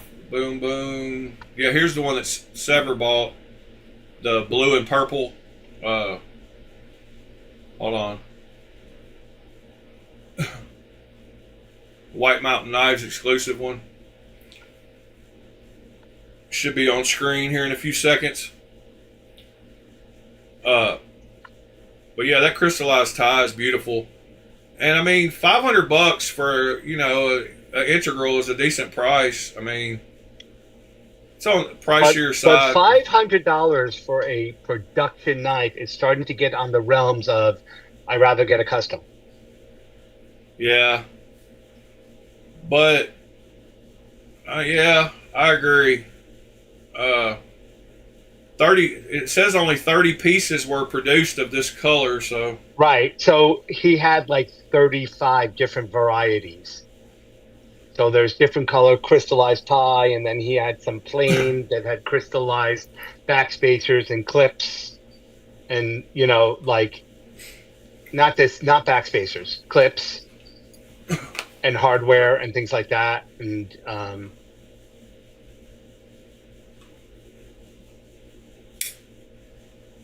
You're back on screen again. This is a Gavco Nurse production. So this is a Trivisa drop knife. Yeah, we were just talking about Gavco the other day. Like, I like a lot of things he does.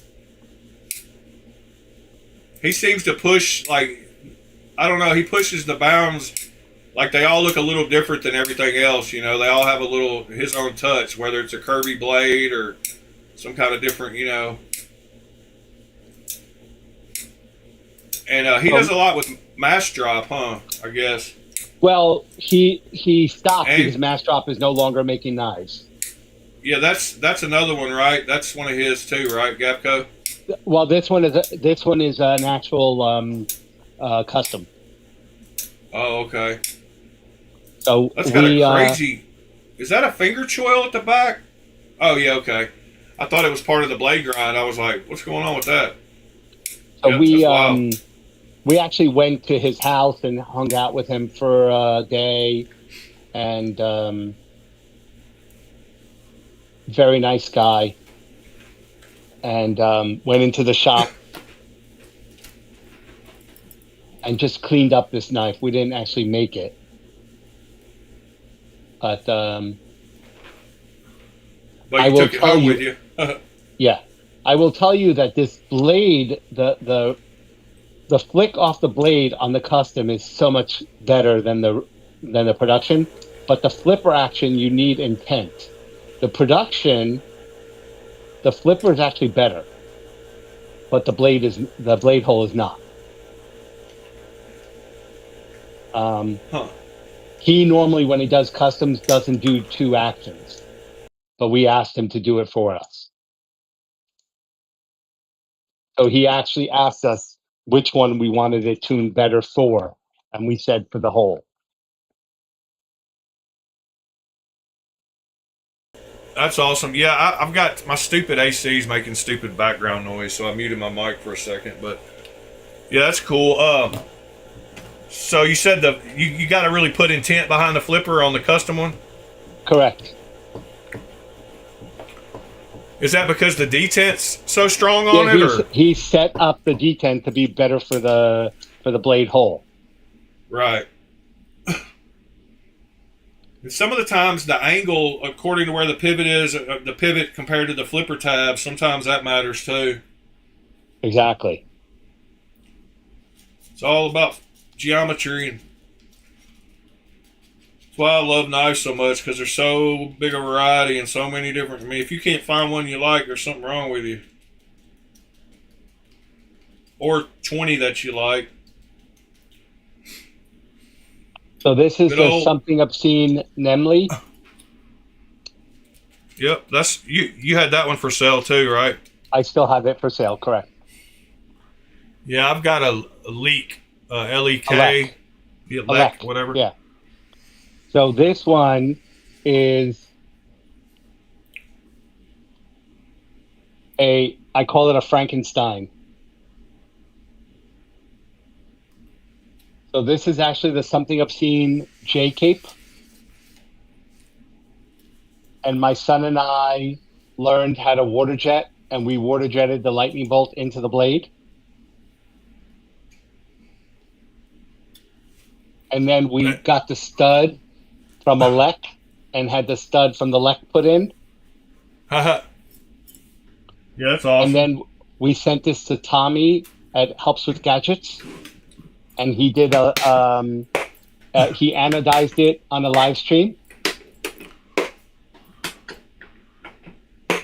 Yeah, I'm so sorry? that's a solid scale, right? He just did No. the color on part of it. No, Oh, this is an insert. oh, okay. Because mine is solid. Right, this is an insert. So we worked, on what colors we wanted to wear, and he did the whole thing on a live stream. And then we were at Jeff Blauveld's studio working on a knife with Jeff, and we were blackening the blade on this beauty. And we asked Jeff if we could blacken another blade while we were there, and he said fine. So we blackened the J cape blade. I'm so jealous of that J cape. My J cape, if people ask me what knife has the best sound of any knife that I have, my J cape makes a sound like no other. Like the clack when it closes. But I want a blade hole in mine now. I want the lightning bolt. Like Well, mine's then you got to go to a water jet and put it in. yeah. Here's mine is You're just not on the yeah. here's mine. You're showing it to me, but not to the group. No, yeah, it's coming up now. But mine's just got the thumb stud and the plain blade. Yeah. But the sound on it, man, is just something else. Like both closing and opening, but the clack, it's got that, solid clack. I love this knife. I've got it and the mini, in just plain. Mine aren't special like yours, but I like them both. Mine is special because we made it special. It was a plain. It was a pretty plain knife. Yeah, but yours came with the inlays, huh? That's correct. Yeah. This one did not have a stud. It was just a flipper, but it had the inlays. Right. And then here's my this knife. This was the first knife that I'd ever had with a chisel grind. So when I took it apart and put it back together, it freaked me out because the blade wasn't centered.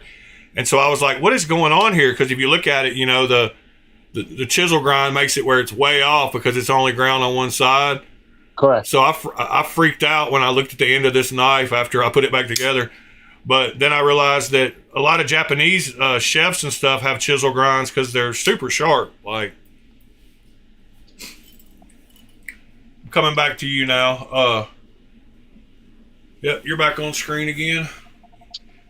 So you just did a black wash on that, like with ferric chloride and the stone I don't wash? know what chemical we used, but we did some kind of blackening on it, and then we did a hand tumble. Right. And then it has like a bad odor for like a month and a half. It had a bad odor. Yeah, it's ferric chloride. Yeah, that's cool. You put an aggressive hand tumble on it too. I like that. It goes good with the knife. Yeah, I'm jealous of that blade hole. I got to find somebody with a water jet now. And then this one we worked on with Jeff. Man, you just lived a knife life, huh? Well, look, what am I going to do? I enjoy it. I got the money. I got the time.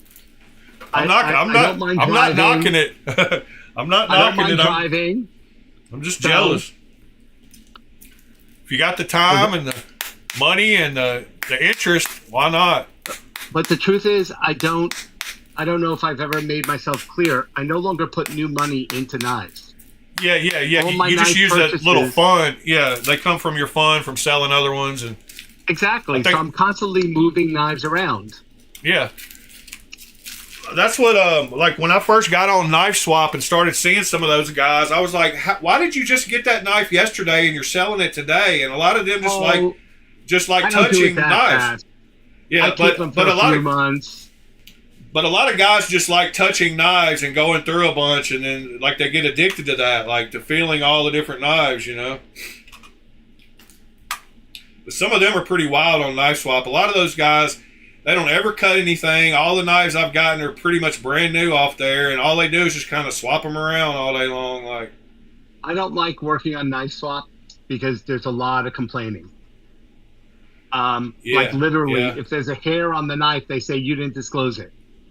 Yeah. I've got over 100. I'm very straightforward. I don't use my knives. Yeah. If there's damage, I tell someone there's damage. If they're not happy, then we make some kind of arrangement for me to get it back, and we do something to make it right. But, it's just, I just did not like the Reddit community for that. Yeah, I've gotten over 100 swaps, and I haven't sold a single knife on there, so I'm just a knife buyer. Like, I don't sell on there. Mm-hmm. So, but yeah, I know what you're talking about. You have to disclose everything. I've gotten lucky because I try to pay attention to what they post, All right, so let's see. So this one actually a friend of mine designed. So I bought 3 of them. I sent them to a whole bunch of reviewers, and then I'm selling them off now. Yeah, Ed's got one. That's correct. Yeah, I like that knife too. It can be yours if you want. Yeah. As I said, I don't really keep my productions.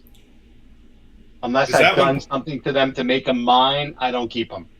Is that one posted in the Discord? It is. And Oh, I'm okay. giving a $50 discount off of what it costs on the website Okay. because Oh yeah, I see this it. has gone around to to like 5 reviewers. Right. It's the Virtu, right? Yeah, great knife, Yeah. lovely, good action.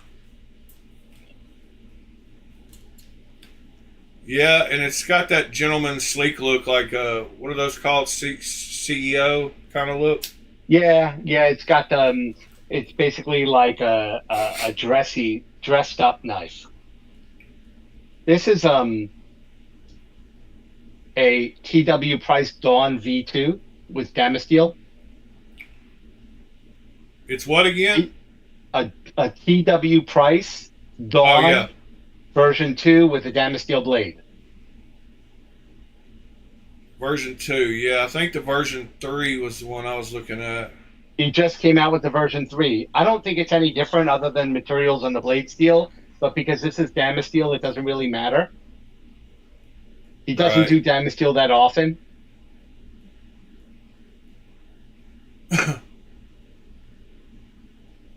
It's a Yeah. very nice knife and the action is great.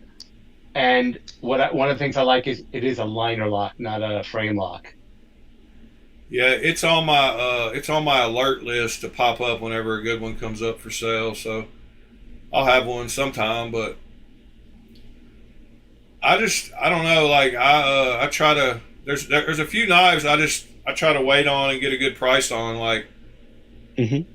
nothing wrong with that. I guess saving money so I can buy more. I'm not as Absolutely. fortunate as you with being a doctor and all. Yeah, but as I said, I'm no longer putting any money into it. The doctor part only helps when I'm for my traveling. Right, right.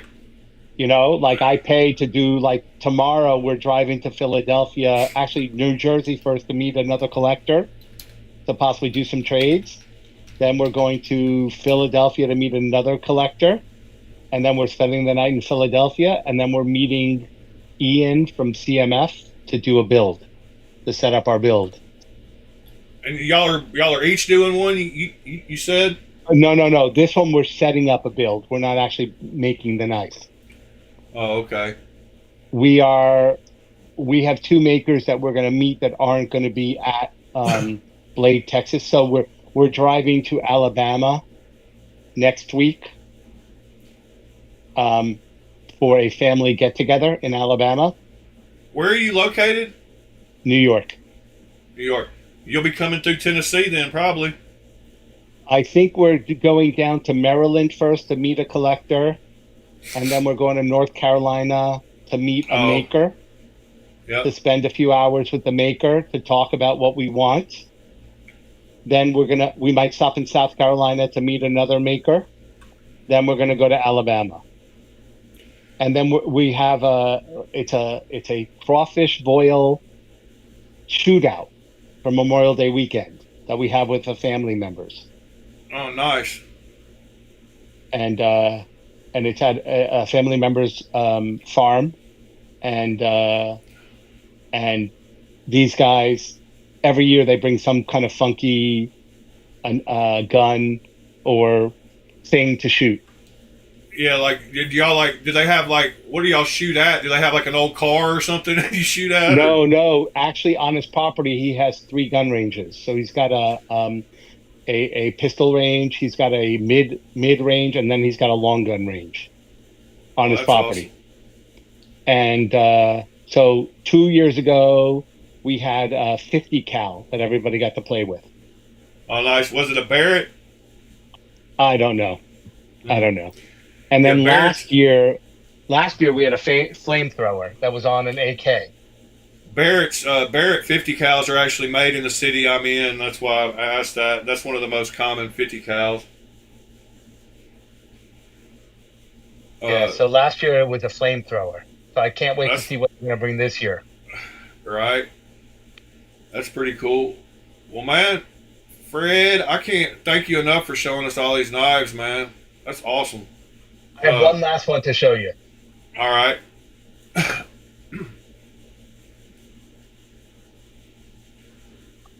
I don't know what it is.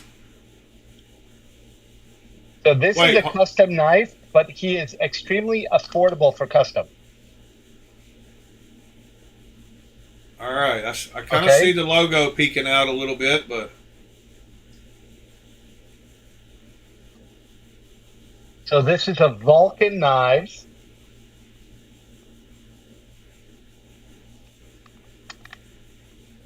He's a retired guy who started making knives. Pete just put his a link to his website. okay, yeah, I'll bring it up as soon as you get off. Anyway, so he's a really nice guy. He's starting to get involved with the community also. Basically, like help with gadgets and the Night's Edge and Mr. Eddie and those guys all have one, and they started talking about it. So I picked one up. He was extremely inexpensive. Yeah, Read him it in. says like 425 for all his knives like that. Well, it's 425 now. We actually convinced him to go up on his prices a little because he was less. Oh wow. And we were like, the problem is that he doesn't have to make money. He's doing this for fun. He just has to cover his nut. Right. He's retired. He has got a pension, or however he's making his own money. So it's not a money making business. It's a hobby of love. Yeah. Like I asked him to do a custom for me, and he says, right now I just have so many designs in my head that I just want to make my designs. He's like, when I'm bored and I'm done with that. Yeah, I think he made a knife with where he had the patterning on the blade that continued onto the handle that looked really good that we looked at one time. Yes, his work is just getting better and better. So I think now he's starting to get close to 500 for a knife. When I bought this, he was in the 300 range. Wow. Yeah, that's and a when heck we of went a bargain. to Texas and met him in Texas, we said, you got to creep up a little. I'm like, don't go nuts, but I think 300, you got to be able to make enough money to buy materials for an additional knife. Right. Yeah, for sure. That was my recommendation. Is that one a crossbar lock? Yes, and he makes them himself. It's not like a bought crossbar lock. Yeah, because it's in the middle. It's in a different place than most of them. And it's from Flippable. And it's magnet cut. And its HRC is 65. Wow. He got a heck of a deal on that. Yeah. He did his own heat treat. He did these inlays. So you could actually see, like, he did the cutout, but there's an inlay in there, so it's just decorative. Right. Or is that the liner showing through? Yeah. It's not a liner because it's well, it might be because you could actually see the blue along the inside there. Yeah. Yeah, that's a super cool deal. And its clip is beautiful. If you got it for like $350 or something, that's a crazy good deal. That's what I'm saying. So, but by us telling him to go up to 500, I think we're doing him a service because then he'll be able to buy enough material to make 2 knives for the next one. Right. You know? Yeah, that's awesome. The guys like that are just doing it for the love of it, get into it. But they need to make a little something so that, they can. Well, I told them, you just want to make enough to be able to pay to go to 2 or 3 shows. Right. Yeah, that's a super cool. Yeah, man. Some of the knives you've shown, I really appreciate it because I haven't seen some of those, and I can go back and watch the video. It just goes to show you that just because it's custom doesn't mean it has to be crazy expensive. Yes, and that goes along to what I've said a lot of times too, where the reason I buy some clones is because I realize what can be made for that price, and some people just want to charge an arm and a leg for something that's not costing them that much. I mean, I understand people need to get paid for their work, but charging a 3 or 4 times markup is just a little much for me, like especially when you see what a guy like this can do. It's not. Yeah. So I'm going to take an example of a knife that I think you have that I'm kind of upset that they cloned. and that's Okay. the transient. Okay. Okay, because if you see what he does to make it himself, Yeah. he's not in a production with 25 machines and 20 people working for him that get minimum wage or close to minimum wage. He's Right. in a shop with one guy, and they sit and they crank out the designs and they do all the little perfect work themselves. So the reason it's $1,000 or 980 or whatever is not necessarily because it cost them $980 to actually make it, but it's because it's just him and this other guy making 5 knives. Right. It's Yeah. not I mean, a company. It's I a get guy it. in his garage making knives. He's not. His intent is not to go against the company that's producing his knives. Yeah, and that would definitely be a case where I'm not against that at all. But there are some makers who mass produce knives and still charge that much. Oh, I mean, absolutely. yeah, you Oz, know, Koenig, yeah, these Rosie, yeah, like companies. Rosie's, yeah. Yeah, yeah. Like Some of this guy those, here. This is Walter Wells. This is 500. Full on custom. yeah. Well, if it's any consolation to the transient, they didn't do a good job on the clone, and the action on it is not the greatest. So, Oh, I know. it's I also tried the Cortex XL clone, and it's horrible. The action is completely different than my Cortex. I agree. Yeah, I'm still not happy with it either. So yeah, I totally get it. But I would never judge like the real thing based on that knife. You know what I'm saying? Because I know the other ones have got to feel way different. You know. Yeah.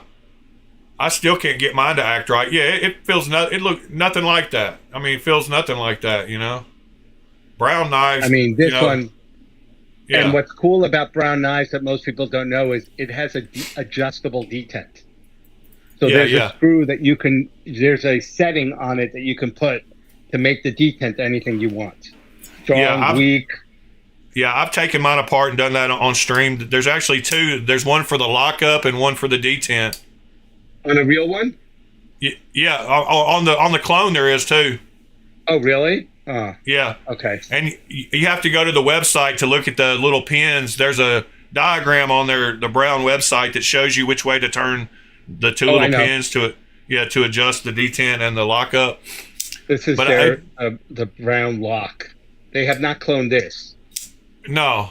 I heard they're coming out with the FSD soon, but that's an FSD. This is an FSD, a mini FSD, and this is a FSDI. Yeah, they're coming out with the FSD soon. So we'll see how that goes. I don't know.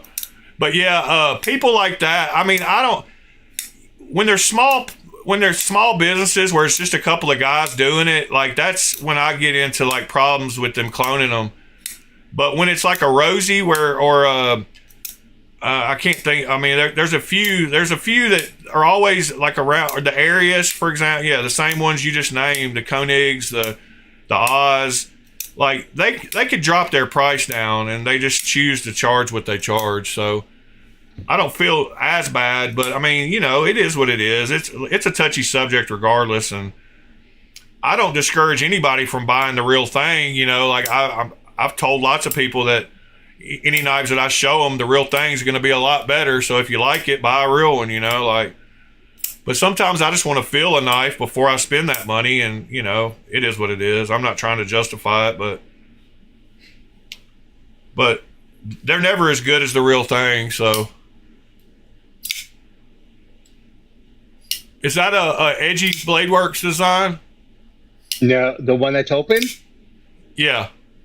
No, this is a Serge Panchenko. Oh, Serge. Okay. And that's a crossbar lock too, huh? No, it looks like a crossbar lock, but it's a hawk lock. Oh. What's the difference? It doesn't go straight through.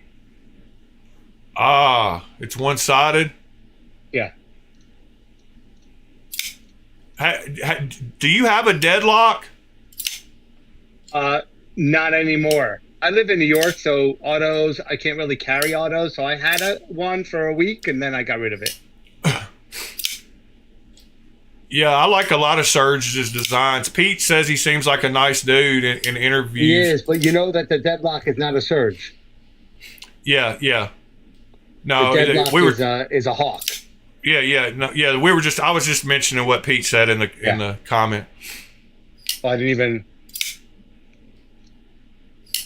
Here, tell Pete. Here, Pete, I got another Surge for you. This one's much harder to find.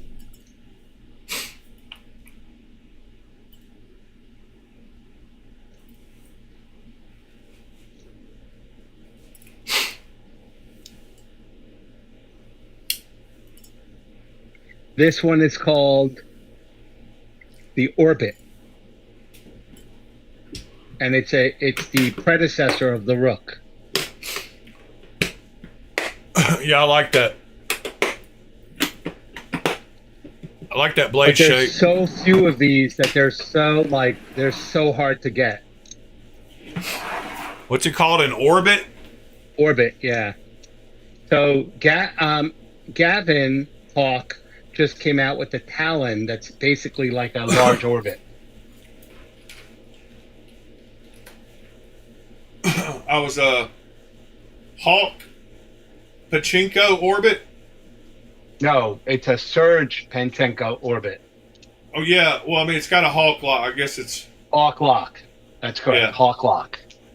Yeah, it shows one sold 5 years ago on Knife Swap, so they are hard to find, I guess. Yeah, most people that when they have it, they don't want to get rid of it. We had one, and we bought it for like $600, and someone offered us $4,000 for it. So we sold it to him, and my son was sad for like 3 months until we found another. Oh wow! We would have never sold it if the guy didn't like ludicrously overpay. Yeah, that is a crazy price. He really wanted it, and he said, "I'll pay you this much." And he knew he was overpaying. Looks like one sold 2 years ago. Yeah, it's odd that the last one that sold was like 2 years ago on Knife Swap, and it was $600 then. So there's no telling what it would be. Right. Well, I'm telling you, if you find them for under 2,000, you're in good. You're. It's not that they're expensive knives. It's just impossible to get. Right. Well, that's awesome. Well, it's been like 2 hours and 15 minutes. I'm getting kind of worn out. But man, I can't thank you enough for coming up and showing us these knives. No problem. Yeah, it's awesome. Yeah, the first time I had you on, I've been wanting to have you back since then to show us some more cool stuff. And you did not disappoint. You showed us some awesome knives. So I appreciate it. And I apologize about the Discord thing, man. My tooth was just killing me, and I got to get the Sunday locked in my head that we're going to do that because I like hanging out, you know. Even if we don't, there just should be on Sunday morning. There should be an announcement about whether or not you're going to be able to make it or not, kind of like thing. Yeah. I'll try to do better from now on. I just need to get it locked in my schedule, you know. But yeah, man. Everybody in the chat's thanking you too, so I appreciate that for sure. And we'll do it again sometime when you get some new ones. You're always getting some new ones, so there'll be plenty of time to show plenty of new ones. Yep. Well, all right, man. I guess I'm gonna start winding it down, but I appreciate you. Okay. Have a great day, everyone. All right. Thanks. See you. All right, guys. So that was awesome. See some of Fred's great knives.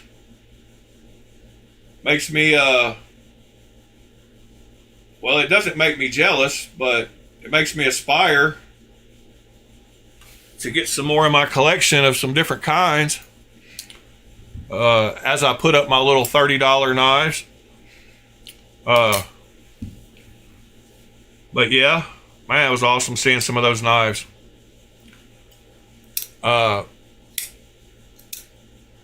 appreciate having people like Fred in the community that have the love for it, like all of us do. You know, if it wasn't for people like him, you know, for us to, I mean, I couldn't imagine having to go into some of these places and being able to build your own knife like that with some of these makers. Like, that's a dream come true. So, congratulations on that, Fred. You got your life straightened out where you can have that and enjoy that. That's wonderful. Maybe one day, I don't know. I'm getting older now, so I need to hurry up and get to that point, I guess. I need to stop working myself to death and stop working so much and try to enjoy some more stuff like that. I'm going to try to start getting to some more blade shows and try to get into some customs. Oh, yeah. I wanted to show, I brought up the website for the Vulcans. And, I mean, all these are $425 right now on his site. And to get custom knives like this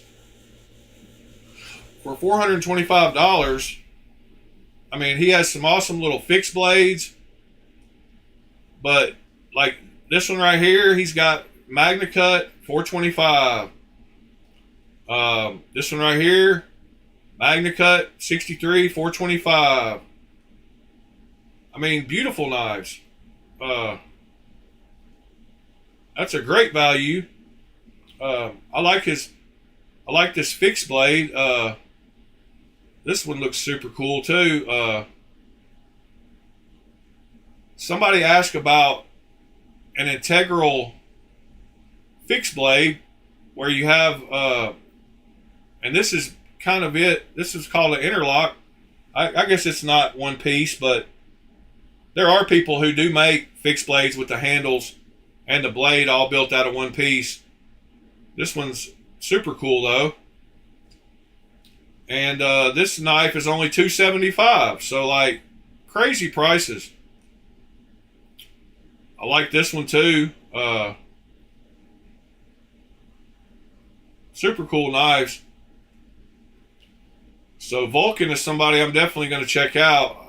I'd love to give my money to somebody like that who's doing it for the love and not marking it up a lot higher, you know. And I hope at that price he's making a little something. I mean, you know, Fred said they tried to get him to bump it up some where maybe he can sell one and buy materials for two, you know. You keep doubling up long enough, you'll end up making some money that way. I learned that in another profession in my younger life, but anyway, it has been a great Monday morning. I appreciate all y'all. Couldn't ask for a better crew in the chat. Really appreciate Fred hopping on. He said, pop me up on video and I'll show you that knife. And that led to an hour and a half of him showing us some awesome knives. So anytime any one of y'all want to hop up and show us what you got or what you're proud of, or you got a question you want to ask, and that's what this community's for. It's to help each other and learn, and that's what I appreciate more than anything is the good camaraderie and brothers.